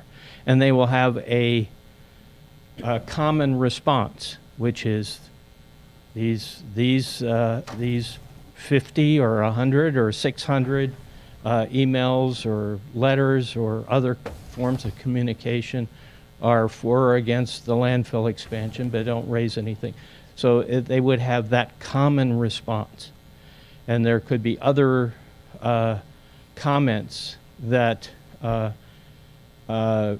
simply echo one another. And so those would be listed as saying this addresses this issue, and here is the response to that particular issue. That's the way they're dealt with in a final EIR. Does that answer the question? Yeah, so if there's a letter or email that specifically maybe references a portion of the draft EIR, addresses one of the alternatives, for example, or has a question in regards to something or a suggestion specific to what's within that draft EIR, then there's going to be a formal response. Well, they'll all be formal responses. It's just how detailed that response would be, or substantive that response would be. Okay, thank you. Yeah. So in essence, it's if they say yes or no, right, then there's not much besides thank you for your questions or concerns. But if it's specific to the EIR concerns or the actual, things relating to the EIR, then you get more of an explanation of what the remedy or the way that the EIR is going to be addressed. So that being said, maybe we can reference a little bit of the different points of concern the EIR raises. Well, can we? There are uncertainties in the schedule that we have because it is very common with EIRs to get extensive and lengthy comments on the last day of the comment period. And so we can't predict whether that will occur in this case and how long it would take to sort those out and to provide legally adequate responses for the final EIR. So that could impact the schedule. Yeah, well, I'm not asking about the schedule, Joel. I'm just asking the EIR concerns. What EIR concerns did we get? They've been varied, I guess, is the best answer. We're not prepared to do an analysis of what the substance of the comments. That's what the final EIR is for. And so we're not really prepared to answer that at this point. And to help answer your question, Supervisor, the FEIR, as Abraham mentioned, once that's produced, that'll help everyone, especially the board here and Planning Commission, view the concerns of the community. And so that's the beauty of the FEIR. There's the whole section is, response to comments received, and then you can see, what the concerns are, because you might not have received the email that Supervisor Tiffany received, and et cetera, but that's one of the main components of the final EIR is the comments. The draft EIR is actually the bulk of the document and remains the actual bulk of the document. The FEIR, there's some slight changes and addendums, revisions, I should say, but it's basically the response to comments. So we won't get clarification on really the addressing of the concerns till that FEIR is done, till the comment period closes. Correct. All of us, correct. Yes. Okay. Well, I had some questions. Just kind of, and I think referencing the transfer station as a concern, or as what is the potential of that? Like, it just makes me think, because by default it creates that as an option, right? If the vote of the people says no to the expansion, then that puts us in a position to have to consider what the transportation looks like. What is the cost of that? What is the capacity? I've heard that a lot of them are in the cities. So if they are, what is the potential that they're actually going to go away? They might not want them there, maybe for health reasons, right? There's concerns with folks. What does it mean for us to go into a transfer station situation? Or maybe we should bring that up as a separate agenda item. Just to answer the question, I think it's a good conversation to have, because I guess to generalize the questions that came to me, which is basically the same ones that all the supervisors have gotten, is they're in general say yes or no, or I would say most of them say no, right? But there's no, some of them might bring up concerns about their health or the distance between the landfill and their home. But in general, they just rather say no or extend the comment period. My point is there never hasn't been any question of what that impact is if we don't have the expansion, if we lose it. The transfer station reality, what is the cost of that? How is the public going to really understand what that means? If from my understanding, landfills are dinosaurs, right? They're going away, right? How much does the public understand that if it closes, it's not like it can just open back up, right? So there's all these realities that I think we're not going to be able to go through necessarily right now, but I think it's an important conversation to be had. And by default, well, I would say when it comes to the comment period, we really want to get to that FEIR. I think in general, the county's doing its best it can to educate the public and go out of its way to make sure the public understands the reality of the landfill expansion. So we delay it. I believe we're going to delay the opportunity for the public to really understand the consequences of the FEIR concerns. And I don't think it's necessarily wise for us to go any longer beyond the current 45 days. That's just my honest opinion. I just think if anything, you're going to find, I think, most folks are going to comment right now, but if we extend it, then there's going to probably be a delay for comments till that delay, right? Because it kind of creates a relief valve, and you might slow down the responses. So I'd like to hear the responses now, and if we extend it, we're probably going to put ourselves positioned to now be close time frame, and that could have a lot of other repercussions also with timing and even just the release of that FEIR. So that's my honest opinion. I'd like to hear what my colleagues think. So were we still on questions, or were we already back to comments? Well, we're just basically dialoguing whether we should, ultimately to the point of the agenda item, which is, are we going to extend the 45 days, or are we going to make a decision? Well, I had questions regarding that. No, I know there's been conversations about whether we should extend or not, but Steve, you just mentioned something about 1 week. So I kind of went through the numbers, and September 5th is Labor Day. It's a holiday. So we're already potentially creating an issue. But if we push it back a week, then the item number 2 distribution would be then 10/17. Planning Commission hearing date would then be 10/28. The conditional use permit would then be 11/7, and then the Board of Supervisors would be 11/8 to hear it on 11/8. So we still could hear it if we did a 1-week extension by the November 8th election date. It would be simultaneous, but it would still be on November the 8th. That's correct. Okay, because I know that there's a few of you that want to extend it for the at least 15 days, and I know there's a few of you. Are there? Huh? Are there a few of us? There, yeah. Okay, we'll see. There are a few that don't want to, yeah. So I'm just trying to look at a medium between the two. I've been lobbied back and forth, both sides to not extend it. So if we're in the deliberation period, I'd like to hear the deliberation from the other supervisors to see whether you are or you aren't. Yeah, I mean, and I agree, Supervisor Gonzalez. I mean, it's under the assumption that a delay is going to have a benefit, right? Possibly if there's the Don't Dump on San Benito folks that are going to lobby more folks to talk to them and inform them, which they have every right to, and I encourage it. At the end of the day, we need to make sure that we have a healthy time frame to make sure that we actually have the input that we need, because I really want to get to that FEIR, because that's where the rubber is going to meet the road, and the public's really going to delve into the issues and clarifications. I just feel like it's going to be a lot of back and forth until we get that FEIR. So that kind of creates. But on the issue of the actual contract, I mean, I think there's room for the county to negotiate this contract to try to work out something that benefits the county a little bit better. And I think that's, to me, the biggest concern, right? So one of the things that just came to mind is a concern about the impacts of the trucks because of the amount of truck traffic, right? So 1,000 tons is equal to, I would imagine, a certain amount of trucks. So what does it mean to reduce that?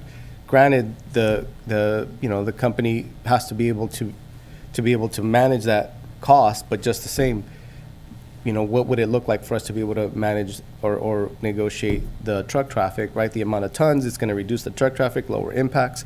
Maybe at that point, there's a benefit for us, our residents, to be able to receive a greater benefit, slowing down a little bit of that truck traffic, and then also making sure that we're preserving the cost of the locals to be affordable. So I think that to me is more the substantive, the FER is going to address everything else. So thoughts, Supervisor Kozmicki? Yeah, I'll go. So I think everybody knows, I hope everybody knows that I'm a transparency person, and it's really at the core of my approach as a supervisor.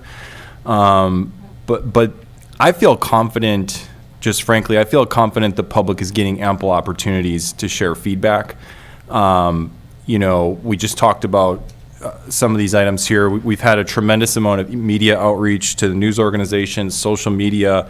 We have this traditional 45 days for this type of consideration that's under the law, but then we're going above and beyond that to inform the public. We're offering these 2 town halls. We had the workshop yesterday, but then we also have this other town hall where people can make comments and hear questions and have that dialogue. I know that concern was raised earlier, but that opportunity, we're actually providing that, and that's more than we're required to do. And then the notices, I appreciate mentioning the notices going out to even more people than it's required. I know the operator has put out notices to the public, informing them of what's going on. So I do feel very confident there's enough time if people want to read this and get educated on the EIR, that they have the time to do that.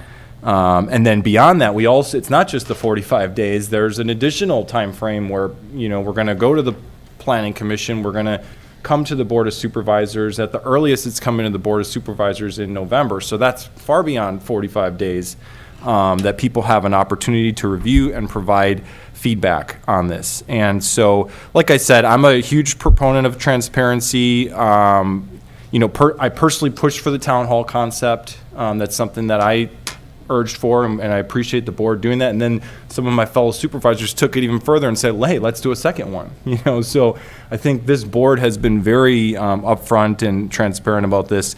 The bottom line for me is that no matter what dates we pick, if you're looking at extending it, and in concept extending it is certainly fine.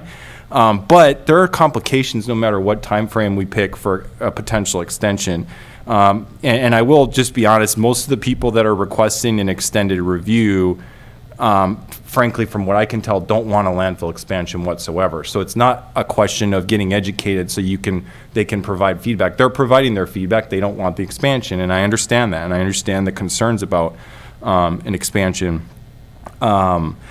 So I don't feel like extending it serves those residents' needs other than to potentially cause more delays that could lead to significant complications. And I'm going to try to go through a few of those that I see. And I don't, I am sympathetic to this concept of rushing through projects. I don't think we should rush through projects, especially significant projects. We frankly have not rushed through this. This has been issue for this board since we joined the board, and the expansion has been on the table for Supervisor Chair Hernandez since he joined the board. So this is not being rushed. In fact, it's taken longer than initially anticipated, which kind of has put us in this complicated situation. And I do agree, the operating agreement, that's a coinciding discussion. It's separate, but it's coinciding, and I do think that it is important that we get those negotiations wrapped up before we make a decision. I want to put that out there. But let's look at these dates. If you extend by a few days, frankly, I don't understand the point of that. I don't understand the point of putting it out a week. You're not really going to please anybody with that. Doing an extra 5 or 6 days serves no purpose to me other than having a special meeting. And so I don't quite understand that. If you extend it 15 to 30 days, there's other implications. If you extend it, one, you run the risk that, like we mentioned, procedural questions, delays, wanting extra meetings could delay this decision into 2023. Two, by extending it to Election Day, I'm going to talk about the elephant in the room here. There's a growth initiative on the ballot. If that growth initiative is approved, there are going to be layers and layers of additional pressure on this board in that in-between period before the growth initiative takes effect potentially. Let's say theoretically it's approved. This board is going to have a very difficult time, and there's going to be additional pressure from the public saying, hey, there's only a couple more weeks. Why are you going and approving this? There's a couple more weeks before the growth initiative takes effect. This, therefore, should go to the ballot next whatever. I'm not saying that's going to happen. I'm just throwing that out there, that if you want to delay it by one day, you're going to be dealing with that for that 6-week period or 2-month period before the new board potentially takes effect. And then I mentioned the new board. So if we delay it until 2023, and I feel strongly, I agree with Supervisor Tiffany, this board needs to make this decision. We were elected to make difficult decisions, and I haven't made up my mind yet. There are multiple alternatives in front of us. I want to hear from the public. I think that's important, but we are giving the public ample opportunities to share their feedback. If we make a decision in late November or December, I'm going to point out another thing. Now we're into the holidays. So now we're sitting here making this monumental historic decision right in the middle of the holidays when people are preoccupied with other things, and then that opens up a whole other can of worms of criticism. Why are you making this landfill decision? I'm trying to do my shopping. I don't have time to come to the board meeting. We're taking a vacation for 2 weeks. Why are you doing this while we're in the middle of the holidays? To me, the current time frame works better than extending it. I just feel strongly that we should make the decision on the current track. And that this board should make the decision, and that taking the risk of putting it off is really a dereliction of duty, I think, for our board, and I really feel strongly about that. And it doesn't make sense to have 2 or 3 new board members come along and start the process all over again. I just don't feel that that's fair to the public. I don't feel that's fair to the new board members, and then I don't know what sort of time frame we're looking at that point. So I prefer to stay with the current time frame. I believe there's plenty of time for residents to get educated if they want to. There's additional opportunities beyond that to get input. I'm here if my constituents have questions. I'll certainly answer them as best as I can and work with those residents that have questions and get those answered in enough time so that we can all be on the same page and make the best decision for this community. So that's all I have. Thank you. Supervisor Dirks? I'd like to hear from the others. Okay. I'll jump in. After hearing Supervisor Kosmicki lay out all these different things, and I agree with many of the things that he said. First of all, I would totally agree that this has been a very, very long process, and looking at the landfill expansion is something that has been going on for a long time. We certainly have not rushed through it by any means, and so anyone saying that that's the case or that we have not been transparent is just not true.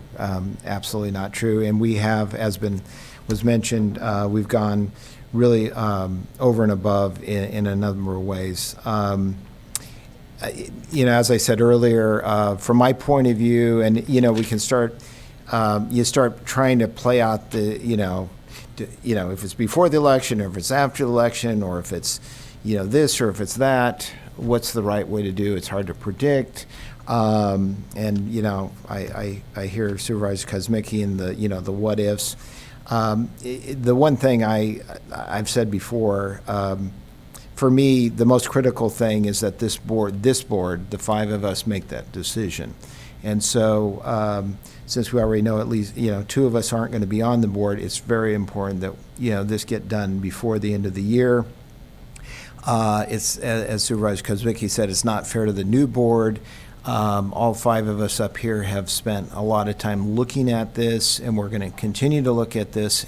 And frankly, I think we will be best. We have the greater ability to make the right decision for the county. And so it's really critical that it does not get pushed, beyond this year. So for me, extending it, to the 75-day review period is just not an option. It's cutting it way too close, and I don't think that serves the public well to do that. I guess I'm going to come down a little bit different than Supervisor Kuzmicki on this, although, as I said, I agree with a lot of the comments. I think that there is some benefit in my mind to go even one step further in terms of allowing the public to have their say. And what I don't want is as much as possible, I don't want anyone out there, in the public, to be able to say, well, we rushed through this, or that we didn't extend it, so then they're questioning the validity of whatever decision we make. So I would support extending it to the 60-day review period, extending it 15 days. Thank you.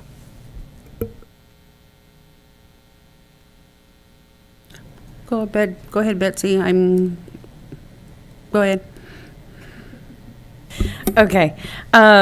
So I understand what you're saying, Supervisor Kosmicki, Supervisor Hernandez, and in that this is the time frame the state has put forward, 45 days for EIRs, and this is kind of traditionally what we do. I do also understand that it is fairly common for EIR comment periods to get extended. This is my district. I'm on the front lines of this with the residents that I represent. While I wasn't elected, I was appointed. And I still take that very seriously, in that I need to represent the residents. And all of the emails that I've received, some of you have seen them, a lot you have not, because they're coming directly to me as the supervisor for District 1, where the landfill sits. And so this is what I've been asked for. I've been asked to have an extension done. So I'm open to the 7 to 15 days. I feel like whatever time frame we go with, there is going to be talk and comment about it no matter what we do. Because even if we stay with the 45 days, it's only going to be a week or two before the election. So then therein lies, if we're talking about the initiative, therein lies that issue as well. So, well, you guys did it just the week or 2 weeks before the election. Whether we do it on election day or 2 weeks after, we're all in that same time frame. So for me, that argument kind of it washes itself out. And so I really feel like it's important. I know our staff has gone above and beyond, and I really, really appreciate, since I am on the front lines of this, that extra support to go that extra mile. I appreciate the landfill staff for holding 7 different community tours in conjunction with myself to really make sure that people have the opportunity to continue to learn for themselves and hear for themselves what this will mean to them. That is so important. I really do appreciate the partnership there in helping make sure that the community of San Benito County really has the opportunity to hear and listen and give feedback for what they've done and what it could potentially happen. And so with all that being said, yes, other people may be using these for different reasons, but I feel like we need to do that extra step, just like Supervisor Tiffany said, and he's hearing information too from District 4, because even though it's not in his district, it's right across the street. And so there are people that are affected there. And I feel that in order to do my due diligence sitting up here at this dais, that I need to make sure that people have that opportunity. And then that way we can say, all cards on the table, hey, everyone got ample opportunity to give feedback and to respond. I know, Supervisor Tiffany and I are prepared tomorrow to listen and hear what everyone has to say. And I'm doing it on my son's birthday, so I'm going to be there for as long as it takes. And this is really, really important. So I really want to make sure that we do that, and I'm open. Whatever time frame that is and however it needs to be, that is my number one concern, is making sure that we do give the residents, especially in my district, because it's there. I mean, Santana Ranch is in the district, and that's where the majority of the concerns are coming from. And so I really do want to make sure we have that time. I don't want anyone to be able to come back and say, well, you didn't X, Y, and Z. We've done a lot, and that goes without saying, and I really do appreciate the extra steps that staff has taken to do that. Thank you for doing that. And this is just kind of the icing on the cake there for me. And I really need to make sure that we get that done. So to clarify, Supervisor Dirks, that your constituents' definition of ample time is 60 days. Well, I mean, some people have advocated for more time, but I think it's a good compromise. But in general, yeah, that the district's going to be happy if we go 60 days is what I'm hearing. Well, not everyone's going to be happy, but but we'll be able to touch at least a few more people. The hope. Okay, Yeah, that's the Supervisor hope. Gonzalez? Yes. And that's why I asked to go last, and that's why I also asked about the week, because, as I said, I've been lobbied both directions to stick with the 45 days, as well as possibly go longer than the 75. And I know that the county has gone above and beyond trying to make sure that the community is part of this conversation. Each time I saw something come from Integrated Waste Management, I made sure that I shared that on Facebook because I wanted people to be involved in the conversations. It's not my district, but I'm getting concerns and emails and phone calls regarding health concerns. And so I don't want to go further into the record, but I've explained to these individuals that you need to make sure your concern is placed on the official record. So I cut and pasted Stan Ketchum's information, his email and so forth, so that those concerns get placed on the record. So I want to, and those just popped up for me and brought to my attention in the last 14 days. So I'm concerned that that's not going to reflect. But I want to make sure those individuals have the opportunity. So to respond to your question, Supervisor Kozmicki, yes, I did know where you and Supervisor Hernandez were leaning, and I did know where both Tiffany and Dirks were leaning. And I kind of don't want to weigh in on this one at all, but I would propose a compromise, a week. The week still gets us within the time frame that Steve suggested. It's not the 2 weeks that everybody's asking. It's not just the 45 days. It's a compromise. And so I just put that out there to find a medium. As we said, we're not going to make everybody happy. And there are some people that just don't want the landfill. And there are some people that are very concerned about the repercussions, whether it be traffic, whether it be the road, whether the trucks, safety, concerns, environment, water, whatever, but I'm just looking for a compromise. So is that an official motion, Madam Chair? I mean, Madam Chair, Supervisor Gonzalez? I'm remembering. Sorry.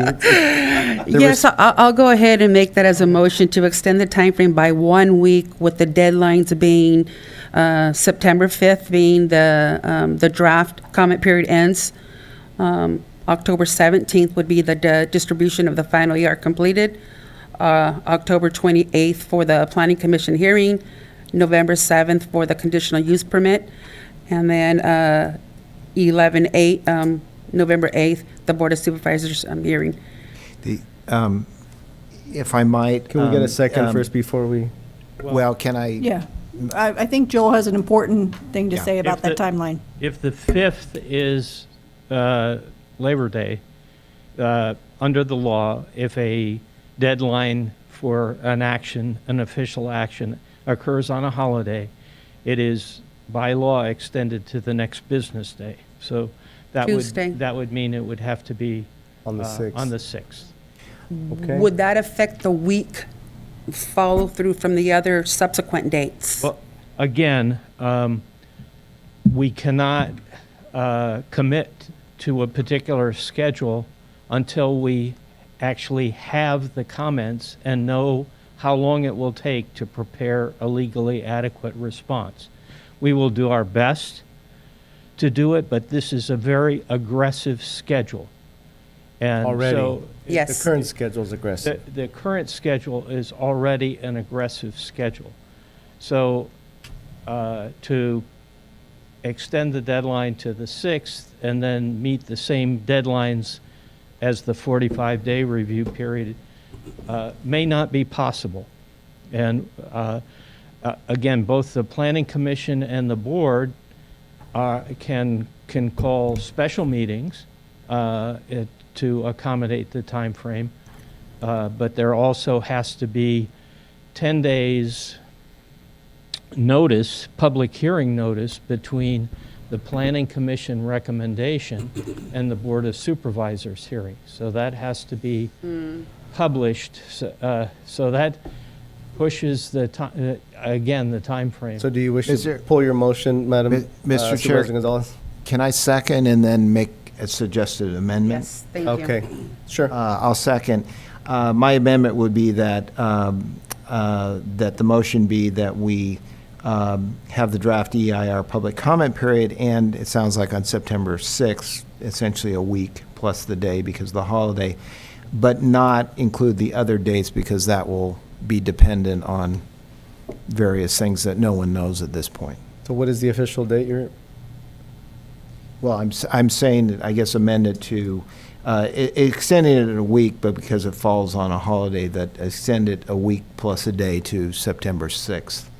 But from what Joel said, Well, that gives a 10-day public hearing. Well, which but might- then, that's what I'm saying, is that would be the end of the motion, and then we would not dictate the other dates, because we don't know what the other dates are.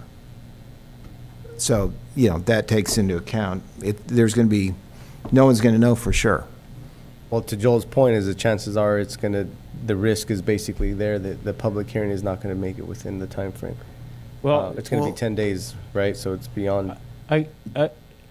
Again, it is not appropriate to commit to particular public hearing dates until we see what the extent of the comments are and what it takes to prepare the final EIR draft, which has to be available 10 days before the first public hearing. And then after the Planning Commission acts, there has to be a public notice that reflects what the Planning Commission's recommendations were, be published before the board can hold its hearing. So there are certain legally required timeframes that will dictate when the first public hearing date can happen. The suggestion is simply that we want to make sure that whatever that schedule is, that it will come before this board before the end of the year. Definitely. And both the Planning Commission and this board has agreed to have special meetings to make sure that we meet all the deadlines and the required dates. So I would ask that the board allow the staff the flexibility to arrange those dates for the public hearings and the various publications and public notices that are required to accomplish that objective of bringing this matter before the board for a decision during this calendar year. But again, the decision we're making today is just simply whether we're going to extend the public input period or not. Correct. And the motion that Supervisor Gonzalez made and I amended to would be to extend it, in essence, a week to September 6th. A week and a day. Yeah. So we can vote? Well, yeah, it's going to, I mean, technically we got the second, so we can have further dialogue. I think it complicates things personally, and I'm not, at the end of the day, I feel like it's all dependent upon the public comment closing, which is dependent upon the input. At that point, we don't know. So we extend it out, we're officially pushing that. So I don't see that being a benefit. I think it's actually going to push out the ability to even have that FEIR come forward, which I think is probably the most important element to be able to respond to the public when it comes to the actual concerns of the EIR. I think that delay is going to complicate things. So that's just, so I agree with Supervisor Kozmicki. So we'll take a vote. Mr. Chair, can I just add real quick? Sure. I just want to, again, I just want to make it very clear my position on this, that this is a practical perspective for me. We need to make this decision and stop putting it off. And that's all we're doing. Doing an extra week is almost offensive to me. You're just placating this group and most of them aren't going to like it. Most of them are going to say, the week, what is that? That's barely anything. And the other bottom line is that the reality, like staff said, is that the majority of these comments are going to come in at the last minute anyway, whether that's November 10th or whether that's whatever date, August, pick a date. They're still going to procrastinate and do. That's how humans are. They're going to put in the comments at the last minute. So I just don't see the point of a week other than getting this off of election day, which is going to cause a lot more complications. Thank you. So there was a second. If there's no further comments, all those in favor? Aye. Aye. Aye. No. No. Vote passes, so we extend it to November 6th. Thank you. I'm sorry, September. for the record, September 6th. September 6th. September 6th, yeah. To Election Day. I'm sorry, the record reflects which supervisors voted no? I and Supervisor Kozmicki. Okay.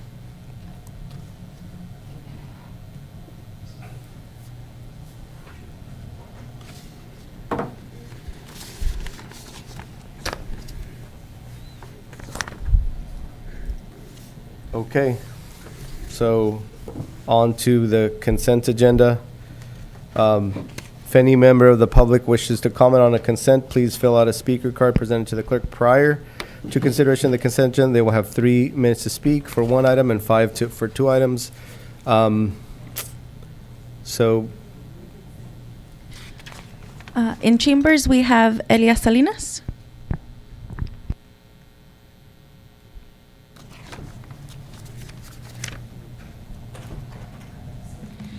Good morning again. Under consent agenda, item 3, 5, 14, and 9. I know that this is just the beginning stages, but I'm wondering whether or not, because it's my understanding that you have not considered talking to stakeholders before you go forward on this, and I know it's going to be a cost to the county, and before there's a cost to the county, I think you should involve the stakeholders. Item number 5, the towing. This is something that you guys have been discussing for some time, and now it's under the authority of the CAO to go ahead and designate or implement and designate a towing company or a towing policy. But I'm hoping that you guys just in that policy that it's going to be considered with regards to, this is about the homeless and you know, taking away the last thing that they have, whether they're sleeping in their car, their van, their RV. So I think we need as the board, you need to be more sympathetic. I know that there's issues with that because of where they're staying, but as a county, let's find a place for them. Number 9, with regards to, this is Richmark. This is including in this, I'm just wondering, have they considered the trucks that have been going in and out on Mark's Drive specifically? Is that company, should that company be paying for some of that road work that's going to be on Mark's Drive? Because those construction trucks have been driving on Mark's Drive, and they are heavy trucks, and they are causing damage to Mark's Drive at Ridgemark. Item number 14, I really appreciate what the school has done in North County, which is I can't think of the name right now. Anyway, of having an officer out there and that they're paying for this officer, I think it's a great idea in the times that we're in, and I understand the history behind why they've made this decision, but at the same time, we all know that this school district has a lot more funds than most other school districts, and so how can we also try to, without draining the sheriff's department, also provide the same security for the other schools? They're paying for it, totally get it, they can afford it, other schools can't. So I'd like for you all to think about that, either bring it back as an agenda item, what you could do to discuss with the sheriff's department with regards to this. And I think that's it. Towing, sheriff's department, Ridgemark, stakeholders. Okay, I'm done. Thank you. Oh. On Zoom, you can press *9 on your phone or the raise your hand icon on your screen. You've been unmuted. Please state your name and the items you wish to speak on. Hi, my name is Julia. I'd like to speak on the flavored tobacco ban. I'm a representative from the National Association of Tobacco Outlets, and I want to thank you for the opportunity to speak today. Throughout the past week, I've been conducting outreach to tens and tens of retailers throughout the county, and I would say more than 90% of them had no idea that there was a flavored tobacco ban being discussed at the county, let alone being informed of the vote a couple weeks ago or the vote today. The county does have a duty to conduct outreach to businesses who would be impacted by ordinances such as this one, and that does not seem to be the case for San Benito. It's for that reason I am asking you to please delay this vote, and I'm sure you're aware there is a statewide referendum on the November ballot this year that will put the future of flavored tobacco products in the hands of voters in California. If it is passed, then flavored tobacco products will be banned on a statewide level. Therefore, it's not necessary to vote on this issue about 2.5 months before voters will decide in November. It's also extremely damaging to retailers who have not been given proper warning about this ordinance, as their businesses will be severely impacted via loss of revenue from this ordinance. I would also like to note that there is evidence flavor bans don't work. A prime example is over in San Francisco.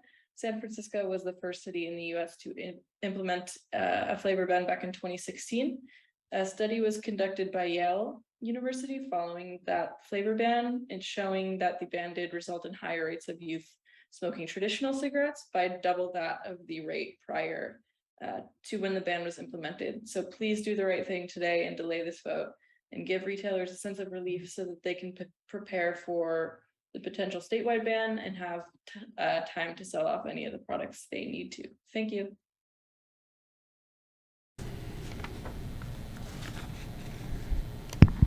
No other comments. Okay, bringing it back to the board. What? Wait for Bob, 'cause Yes. Any other supervisor that wants to pull something? I wanted to pull item number 3, 5, 8, and 11. Hortman wants to give me a second. 3, 5, 8, and 11.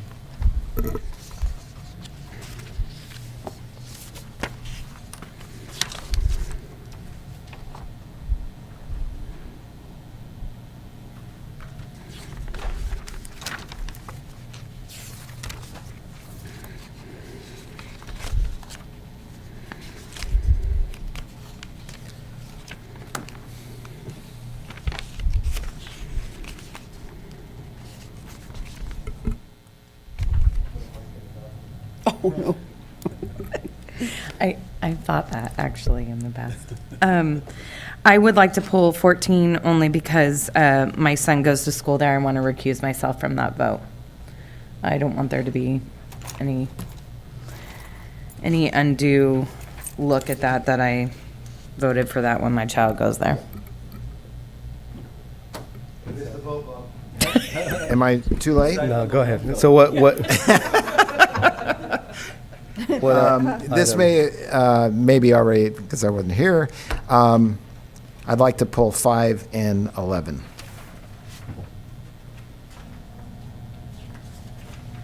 Okay. I believe that's it. So if I can get a motion for all the items except for 3, 5, 8, 11, and 14. So moved. I'll second that. I'll second that. All in favor? Aye. Aye. Aye. 5-0. Okay, item number 3. Yes, I asked this one to be pulled because I'm not sure that this item is actually taking the county in the direction that we as the ad hoc wanted to go. Now, granted, when we had the tourism symposium, I was suffering from COVID, and so I didn't go to that public meeting, and I Zoomed from the Board of Supervisors meeting, from home. But we were looking at possibly creating a hotel district. And this item here is looking at, a contract to create a wine heritage district. And I know that when we met with one winery and one grower, and I just don't know if that was enough of a population for us to move forward on this without getting the take of additional wineries. And so that's why I'm asking this to pull. We've been talking about tourism for the last year, and Supervisor Kazmicki, I'm on board with you about marketing, the pinnacles, and I really thought that's the route that we were going to go, more so than creating a T-bid regarding hotels or a wine district. So I have reservations. And then additionally, the non-disclosure agreement that's attached to this, we all recall what happened with the sports field when the sports complex was discussed, and there was a non-disclosure agreement attached to that also. And so I don't want to do anything that's going to keep the public knowledge and information outside. Again, as I said earlier when I opened up my statement, this morning, is we have a fiduciary duty that our obligation is to the public and not to do anything self-serving. And I have concerns about a non-disclosure agreement and just the direction that we as a county are heading with this wine district. So that's just my concern. Well, I could weigh in on that, Supervisor Gonzalez. This was actually the direction that we were talking about, that we brought in wineries and we started the conversation, and the intent was to understand the interest. I mean, basically, if we don't even look into it, then we're not even know where to start with tourism. There's nothing ventured, there's nothing going to be, we might as well say we're giving up on tourism. And the reality of the NDA, and again, for clarification, because I was part of it when it came down to the sports park, this is not about hiding county information. This is about protecting the interest of these wineries and their personal information when it comes down to understanding their market, their revenue streams, right? That's not something that they want to disclose. There's competitors, there's obvious reasons. So at the end of the day, this is just for our, basically informing our discretion. We don't know how they function, the opportunity and their market. We're by default not in a position to even help them in building this wine. Tourism and Business Improvement District is intent on unifying that tourism industry and then ultimately going in the direction of growing tourism in our county, right? So this is just literally just digging into information and understanding their interests. That's why the NDA says they're requiring it of us. Please don't tell people our stuff, but we'll give it to you, but you have to agree to this. That's basically what it comes down to. It has nothing to do with hiding county information. I understand that, but when we had the hotels, there was a certain number that we needed to participate in the conversation. But the conversation we've had was one grower and one winery. How many other people have we brought to the table to have this conversation to see, are we going to impose this on an entire industry here in the county without already having their buy-in? And that's my concern. So, and I understand the concern, Supervisor Gonzalez. It has to be voted by a majority of that industry. They have to agree to it. We're not even going down the road of voting on the district. This is about just us finding out. Literally, we're in discovery. That's it. That's all it is. As far as these other potential wineries, that's still yet to be determined. And by default, that means we're taking one step ahead without even really just starting this process, let alone. Yes, CIO Espinoza. Yeah, I was just going to add, during our committee, I believe Supervisor Gonzalez and Supervisor Hernandez are part of that. We discussed that. We did meet with Eden Rift, and one of the requests was to do a one-to-one match, if you recall. We don't know what that number is. We don't know how much that is. So that's part of this discovery, is to evaluate what is the base so we can go off of to understand. Because if that's what they're requesting, then we need to know, is it going to be $1 million we're going to have to come up with? Is it going to be more than that? I don't know. We don't know. So I think that was kind of a take with moving this forward, and I believe the committee, wanted to move forward with that. So that's why we're here today. I don't know, Dulce, if you have anything else to add. Yeah, I wanted to provide some insight. So we did have a tourism symposium where we explored a T-bid. We did discuss doing either hotels, wineries.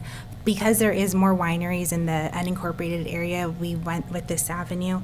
But essentially, we already have a contract with Savanta, so all the board would be approving is a resolution and a non-disclosure agreement for us to provide the contractor the tax information, and so they don't disclose any tax information to other entities or individuals. But essentially, from this information, they would gather how much of a weigh-in each entity has, so that they know how much of a vote would be weighed in through this. So it's a step in getting to the without this information, we can't gauge how many individuals or how much their vote is weighed in on evaluating if there's a potential T-bid. So Something, it's just something that they want to move forward with or not. Well, and just final thoughts is a lot of work went into this.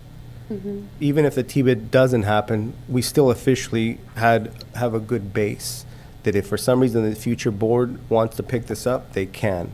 And I think, I mean, unless we don't believe in tourism in our county, we should at least have a good understanding of what it means to focus on tourism, right? It's one layer of a big piece. That's where I think we kind of have the deer in the headlights, because there are big different components. What Supervisor Kosmicki brought up when it comes to, the Pinnacles Gateway and kind of focusing on the marketing, that's one other piece that is vital just as much as, I believe, just getting into understanding what is the potential with tourism in our county.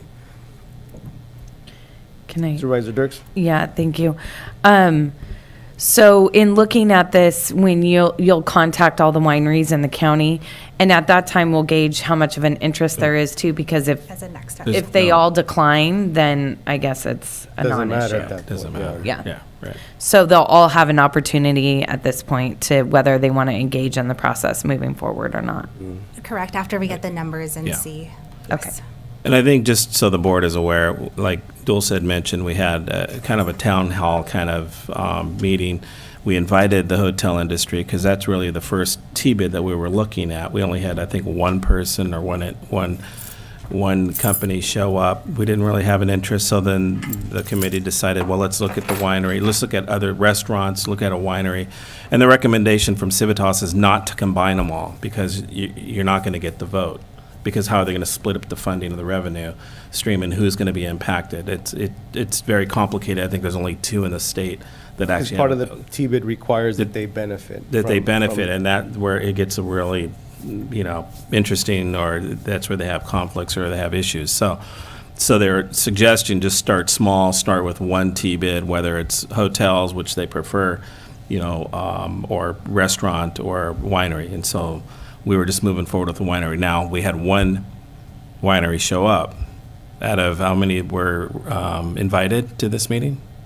I'm not sure Gracie did that. Gracie, okay, yeah, so Gracie's on vacation. But, so we invited multiple wineries. We only had one person show, so. And but yeah. for the record, the winery was very excited about the prospect. Yeah. The Yeah. one that did show up. Yes, Yeah. yeah. I And was just- especially the county's subsidization of 1-to-1. Yes. And that was I was something. just concerned the financial impact that it was going to put on if we move forward, with this, because it's going to be those individuals, the tourism, the tourists, the people who are consuming the alcohol at the various wineries that are going to end up funding this.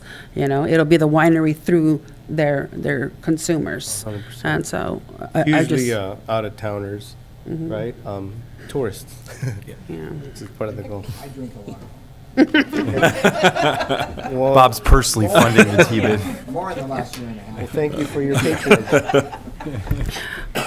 I just still would like for us to really hit the globally tourism and not necessarily the T-bids that we were heading. So I just needed to have that on the record. Yeah, I appreciate that, Supervisor Gonzalez. Just last thoughts is, it's a business that takes time to build. And to create that model, it's not easy. When we talk to these folks, there's a lot of pieces to building it. Tourism it's not an easy nut to crack. Monterey County has it figured out. We're trying to glean off of that traffic and benefit. So I think it's a worthy venture. Otherwise, we become a vacuum to everything that we probably don't want, housing and all these other things, right? There's got to be something that subsidizes the resources and the needs of our county. And that's kind of the priority and the focus. Supervisor Kosmicki. Mr. Chair, thank you. Yeah, I had some questions. I understand the concern from Supervisor Gonzalez. What I'm taking out of it as well, if we're going down a path of what path are we going down? I mean, if there's no interest, potentially, we don't know that yet. Maybe we're wasting a lot of time and resources going down that road. I get that. So the questions I have are, so this $44,000 contract, what is the, Civitas comes in and does an analysis of the sales tax records. Is there an additional cost? Is that just, how is the cost being apportioned out, or are we on the hook for $44K already and this is just part of the package? I'd like a little more clarification on that. Yeah, so that contract's through the end of December. So if once they get this information and we have our first stakeholder meeting, we figure out there's no interest and there's no need to move forward, we would just end our contract then. We're on a monthly fee with them, so okay. So we essentially wouldn't pay the full amount, I guess. Okay. Pennies. Yeah. And then I'm interested in the one-to-one match a little bit more, and maybe that's something that once we go down do this analysis, maybe that's comes out of that. I don't know. Is there already a commitment to that? It's not a commitment No, there's right no- now. Because I don't remember committing to that personally. That's not on the table. It was something that was discussed through a ad hoc meeting of if the county can invest in tourism for if we're talking like a six-figure dollar amount or something, that's that I might have a problem with that personally, because that's an ongoing cost, and that's not a one-time cost. We're essentially, and again, now subsidizing another. We're subsidizing the EDC, we're subsidizing the chamber. Kind of the list can go on and on at some point. So there's no commitment at this time. It's just the gathering general information. response from the winery, from Eden Riff is how committed are you guys?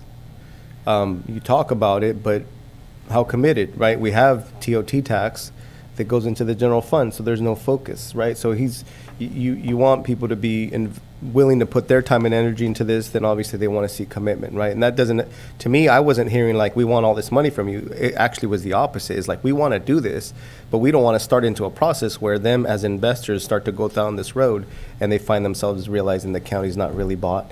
And all of a sudden they put their own time and energy and assets into something that was never going to happen from the county side. So there's concerns from there, and that we're not committed. And so that was the question, is how committed are you? And so if what you're telling me is there'll be a relatively low cost to take this next step, get the sales tax data, see if there's interest. But I think at that point, we already went through one symposium. There didn't seem to be interest. There was big interest. That's different. Sorry. Okay. But Yeah, if we make a reasonable decision that there just isn't enough interest to substantiate, something this significant, I think we need to bail at some point on the concept. I'm not against it. I think, but that's the next step. To me, this is a crucial step. I'm okay with it as long as there's an understanding that, we're doing an analysis with the idea that we're either going to go forward, or at that point we're going to pull back and say there just isn't enough interest. And that's a really good point, Supervisor Kozmicki, to clarify. In the symposium, we had roughly 30 businesses, maybe a little bit more, and they came from a varying degree of industries. Agritourism folks, right? There was I'm trying to remember, Barres Ranch. Like innovative folks, really, which was, to me, was amazing hearing them share their passion, because they have really big ideas for not just their business, but ultimately the county that they live in, that they love. So long and short, big interest, but it's just unifying all these individuals that are leaders in and of themselves. It's like it's trying to herd a bunch of Indians, right? So it's hard. So bottom line is, that's why a big part of it is just kind of getting into this phase of understanding what does it mean to serve tourism in our county, and how do we create a successful process. So that's where we're at, is just discovery. But I agree, it's got to be cost effective. At the end of the day, it's, do we believe in it or not? And that's where. I think the effort is worthwhile. I just think we have to be realistic at a certain point if there is an interest. Yeah, the only other question I have is, we need to get a majority of the, quote, wineries or wine industry. Is there a definition that we have? I mean, there might be a winery that's extremely small. It's defined by revenue. So that's why getting the tax information is really crucial. Okay. Because based on the revenue they bring in is the portion of the vote that they would get. And if you view wine industry, I mean, that would, in your mind, you'd include growers, but in their case, they don't have sales, they're not selling wine, right? So it kind of, we actually had a grower at that meeting, but didn't really qualify in the T-bid, so. And my concern was that once the majority decides they want to go ahead. It becomes compulsory to all other wineries. They don't get to opt out. And so that was my concern. Stakeholder input will be important. Supervisor Tiffany? Yeah, it's kind of, in my mind, nothing ventured, nothing gained. I think, it's worth taking a look at this and seeing where it goes. And we're certainly not going to making a decision today whether we're going to do this or not, but I think it makes sense to look at, definitely. Thank you. Awesome. So we've exhausted all conversations, so can I get a vote to support item number 3? I'll move to approve as recommended. I'll second. All those in favor? Aye. Aye. 5-0. So now we're on to item number 8. I think Five. that- Number Oh, five. I'm sorry, 5. Supervisor Tiffany and Gonzalez. Whoever wants to start first. You want to go ahead? Yeah, for me, at least, I wanted to pull it because I wanted clarification, and let me just say that I'm in support of this. I think, the policy, I can tell some time was put into it, and it seems like, for the most part, the language is trying to, just be absolutely sure that we're giving, the benefit of the doubt to homeless people and not, there's a lot of flexibility in this. Anyway, I'm supportive of the policy. I don't want to delay things. I think, it's time that we move forward with this. However, there's one section that I'm a little concerned about, and maybe, Ray, you can touch on it, or maybe we can tweak it slightly as part of, in my mind, approving this, but that's the section under legal paperwork, under post-towing. And again, I have experience, in my previous life, experience with a tow company, and I just know that it's not uncommon when, and these are people that are not homeless, it's not uncommon for people not to have all the legal paperwork. And, it's their brother-in-law's vehicle or whatever. Insurance requirements you're talking about? Yeah, so there's a section that says, and now under legal Page paperwork, 3. there is no flexibility the way I read it. It says, all vehicle owners, whether housed or unhoused, must prove legal ownership to recover a towed vehicle. It goes on to say, proof of insurance may also be required.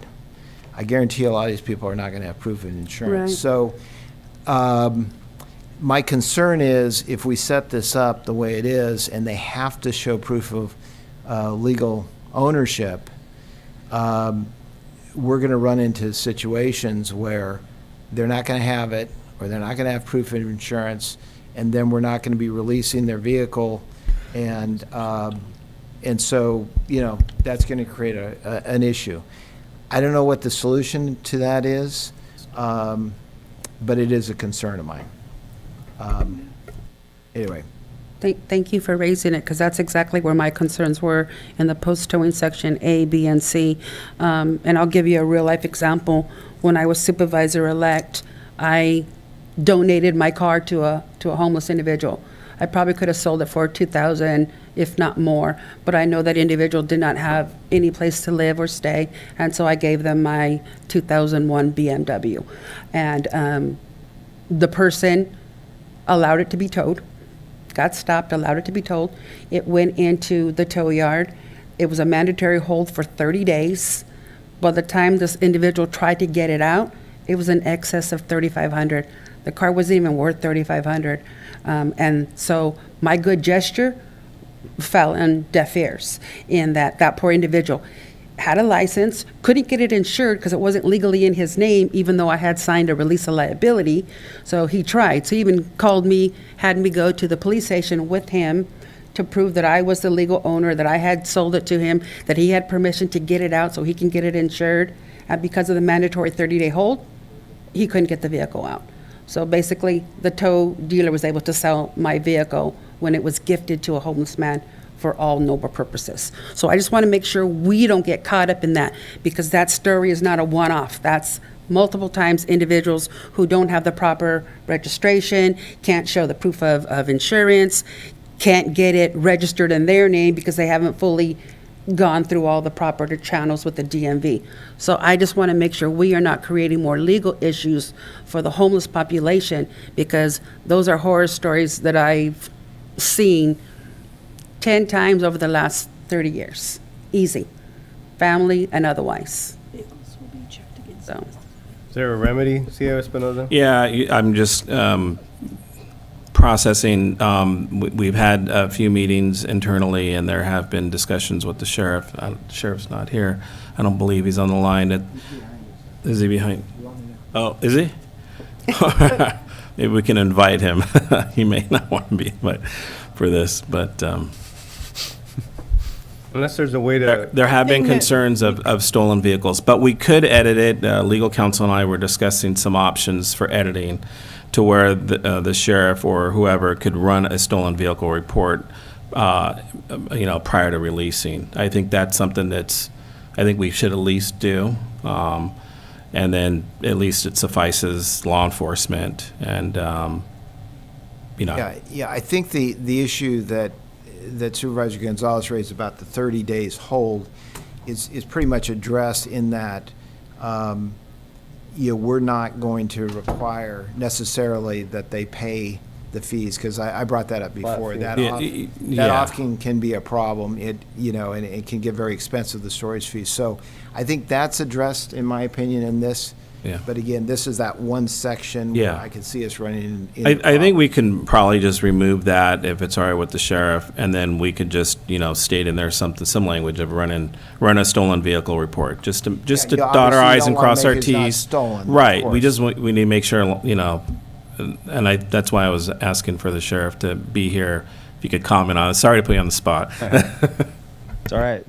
Do you understand what the question is? Maybe?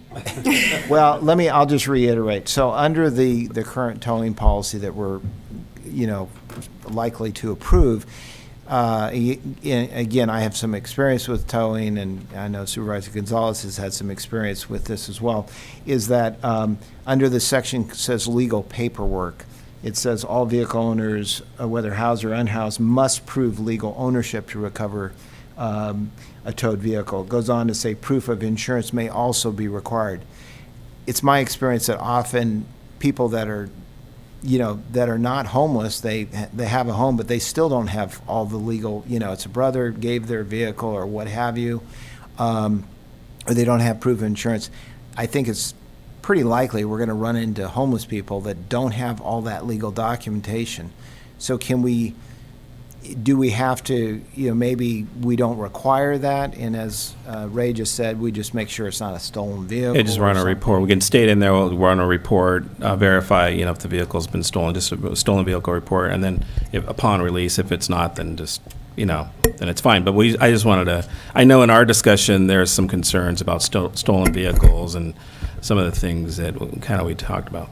And I think that it has to be evaluated on a case-by-case basis, because if the person that caused the towing can identify that that's the person that it's towed from, then there's not the question of ownership, but you may have to declare or find out adequate proof of ownership before you release it if you're not sure who's claiming it is legally related to who it was towed from. Yeah, I would be good with flexibility case by case. It's just that when it says must, then it doesn't give you any leeway. So I think, when we store or impound a vehicle, there's a process we use called it's a form we use called a CHP 180. It's a standardized state form. And on that form, there's an authorized release, and usually the authorized release would come from a law enforcement agency. So if we towed the vehicle, we would do what's called a vehicle release. It's usually done in our records division. A deputy sheriff or one of our office staff can sign the release telling the tow company, we're authorizing the release of this vehicle to this person. And I think that if you took that out, which is okay, you could either leave it more vague on a case-by-case basis, or the sheriff's office will determine, or county staff will determine on a case-by-case basis, because we run into this often where parents buy a vehicle, kids go off to college, or it just goes by the wayside and now they get their vehicle towed, and really they're the owner, but it's the parents on record. So we're able to decipher that and do records checks and make sure that they're not stolen or that they're not expired and they're current and everything is good. I would think you could leave the insurance thing out of there. That's all electronically handled at the state level at this point anyway. So if the vehicle's insured, it's going to be in the system. But yeah, I think give us more leeway to, especially with talking about compassion, to try to help people get their items back and not have them stored in perpetuity because they can't get the paperwork. We can do that. Yeah, I think we all agree. Our point is not to make a homeless person's situation worse by not giving them back their vehicle if they cooperate in other ways. And I would just qualify it by saying this is something that we do in all aspects of our job. Anytime we tow a vehicle at any time, if somebody comes forward, there's different ways that they can prove that they have ownership of that vehicle. It's not always just a form from DMV, and we can work through all those issues. Because normally for us, the intent is for us to release the vehicle back to the person that should have it. Okay, I'm good with that. Thank you. What about altering it to say all vehicle, or all vehicle owners must, staff will ensure that vehicles are released to the proper parties, or just delete that and allow staff to come up with their own policy regarding release? Yeah, I'm usually against vague language, but I guess it kind of, something general that would just assume that the vehicle's returned to its proper party. Well, I think in this case, that's what we're trying to do anyways. It's both, How do it's we going to do be this? I don't want to delay this. So how do we just, do? we could bring it back, right? So we. Just delete it. Just delete that section. Well, because otherwise. Could we? We need delete. specificity with the language. Should we leave it open, or can we bring? I think it we back? just, I mean, if the sheriff The is closed doing door. this and the deputies are doing this anyways for everything, just leave it. I would remove it and let them do their job. I mean. So just remove the language, and the supervisor okay with that? I would say if council's okay with it, we just remove that language. That's what we do every day. Yeah. Outside of this policy, it's just it's our internal policy anyway. Okay. So it's covered with what we do. So it's redundant. Okay. So can I get a motion with the amendment requested by staff? Okay, with the removal of that paragraph, I make a motion that we approve the vehicle towing policy. I'll second. Oh, go ahead. Go ahead. No. Second. All those in favor? Aye. 5-0. Thank you, Sheriff. So the next item is, now I believe we're on item 8. Number Yes, item 8. I asked this Flavored one. tobacco. Yeah, I asked this one be pulled specific to the public comment that was made. So have we not, as a county, reached out to the realtors that will be impacted by this? There's been plenty of outreach. We have Nick Calvin on the line. He can elaborate further on what staff's done in particular. There's been multiple meetings at the intergovernmental level as well as public outreach. But I'll have Nick defer. I'll defer to Nick, excuse me. Yeah, thank you. So yes, we have done public outreach to specific businesses. Obviously, whenever we did the operation with the youth access a few months ago, we did education as well. As far as the specific ordinance that's going into place, I believe it had to be published in the newspaper for people to see and be aware of in these businesses, and we continue to do outreach to them as well. I think we have someone from the tobacco team on as well if you have specific questions about what kind of outreach that we do, but we're happy to continue doing whatever we have. And I actually have her here with me. Marcia, do you want to add anything about outreach or how we're letting people know about this? Yeah, we've actually also done public opinion polls where we got aspects from the retailers in the community on what they felt for policies going forward for tobacco. And again, like Nick has stated, we've gone out to do education. Some of the retailers actually reached out to us when we did the decoy operation for more information on guidelines, so we provided that. And we're always available for any retailers that need more guidance or more information, and we can provide always more information. The law, we've conducted the outreach that we need to as a county, correct? I can't speak legally to that. I don't know if county council has specifics, but Legal requirements will require it to be published. Okay. Everything above that is. I just like- want to make sure we've done that, because again, I wasn't aware that comment that was raised during public comment, and I want to make sure. Okay, then the next question regarding this item, if the initiative does not pass on the November ballot, what we're doing, that would be a safeguard where we would then have local control, correct? We can always do it tighter than the Yes, state. okay, good. Then I'm good with that. Okay, no further reservations. So I'll make a motion that we approve item number 8, the final adoption of ordinance adding chapter prohibiting sales of flavored tobacco products and single-use electronic cigarettes to Title VII of the San Benito County Code. I'll second that. All those in favor? Aye. Aye. 5-0. Thank you. Thank you, Supervisor Gonzalez. So item 11, I believe that's you also, Supervisor Gonzalez, or was it? That's me. Oh, Tiffany. Both of us, but that's Or okay. Yeah, I'm Oh, sorry. yeah, it was both of you. You want me to take the lead? I just wanted to make sure that we give notice to the public, but Steve opened up the meeting in his department announcement, so Right. that was it, so. Yeah, and I'm you good. know, this is in my district, and what caught my eye was the road being closed for 14 days, which is a long time. So I just want to be absolutely sure for the residents that they can get access to their home and, not have to wait 2 hours or 3 hours to get in or out, and, so how's that specifically being addressed? Yeah, and let me zoom in a bit more, please, Supervisor. Let's see.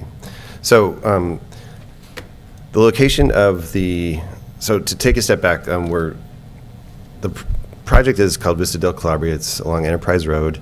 It is just west of the Oak Creek subdivision and quite a bit east of Southside Road. And maybe I'll zoom in a bit more. But to answer your question, the closure does not incur in front of any homes or driveways. And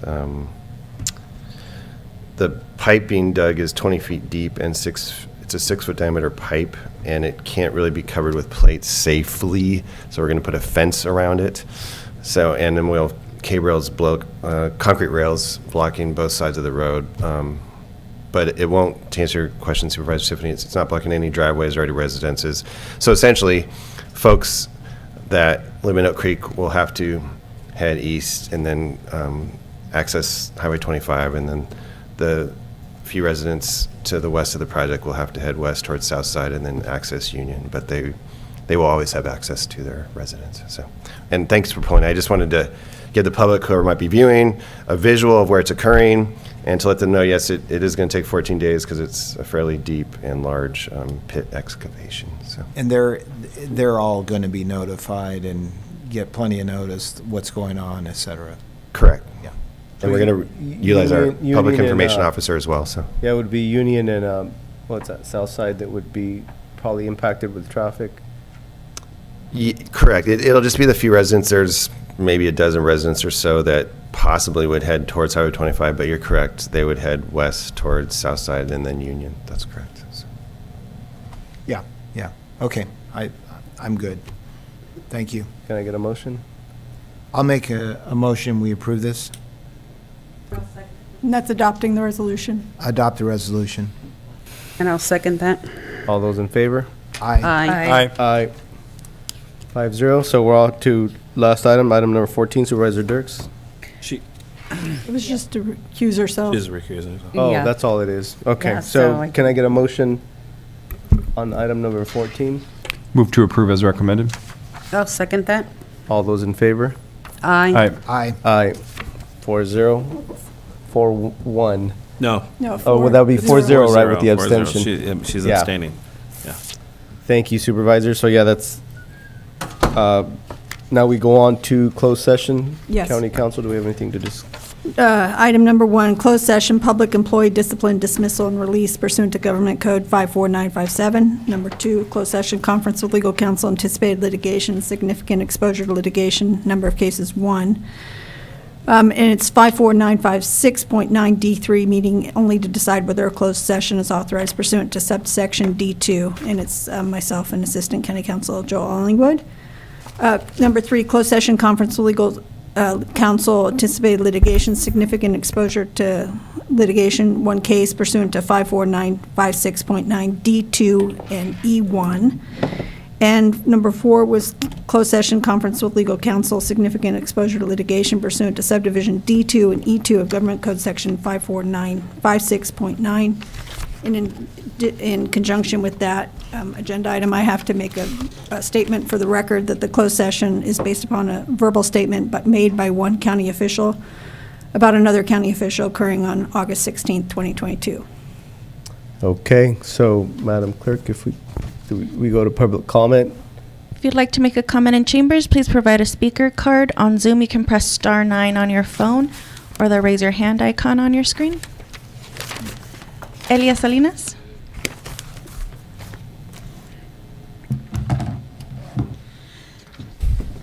Thank you. One of the things that is emphasized a lot by this Board of Supervisors is transparency and accountability, which are vital to building a community of trust. So here we are today with these closed session items.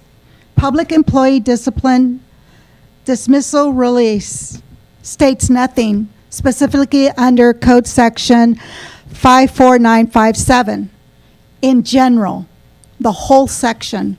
And if you guys are familiar with it, which I hope that you are, it basically states you can have a closed session, but you must have a reason for it.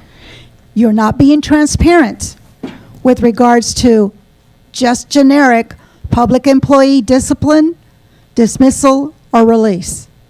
In previous agendas, when it comes to closed session, it states what department and what is it, and what.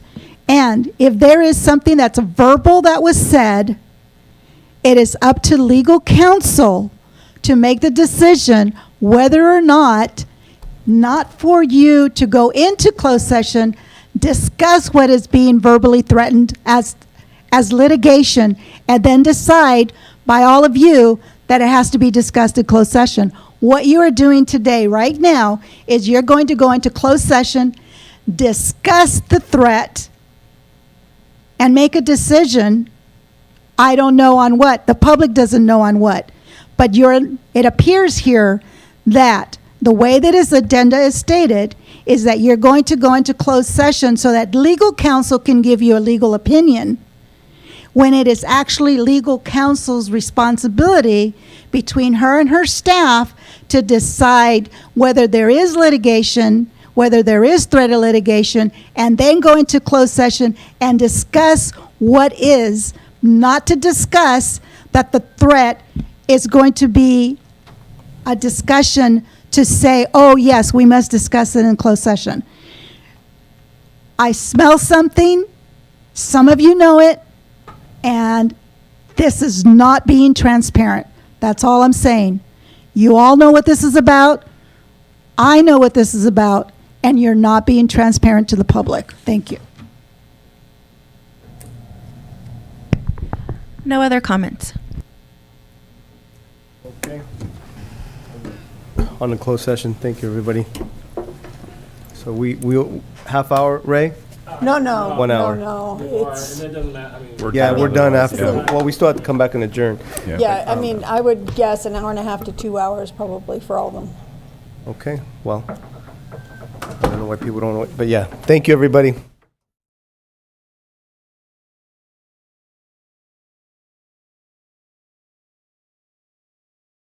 If you are singers or no singers, please encourage them to come to our first rehearsal, which is next Monday, the 29th at 7 o'clock, 7 to 9, and Christ Fellowship Church, used to be the Presbyterian Church. We meet there on Monday nights, 7 to 9, and it's been a long break due to COVID, and we're all excited to come back, and we're hoping to generate excitement and get some new members as well. And Bye Bye Birdie was wonderful.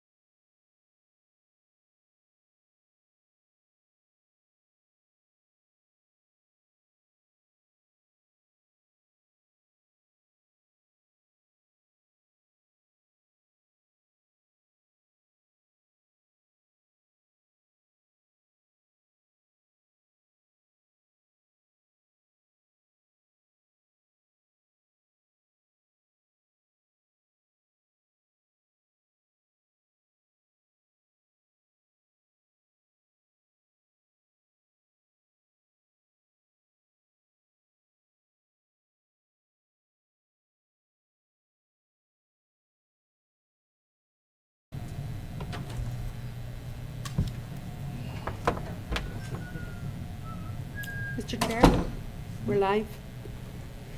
Are we live? Mhm. You ready, Peter? Peter, we're live.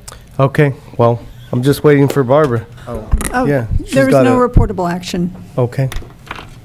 Can I get a motion? also, I'll make a motion that we adjourn. Second. All those in favor? Aye. Aye. 4-0. Good night, everybody. All right. Good night.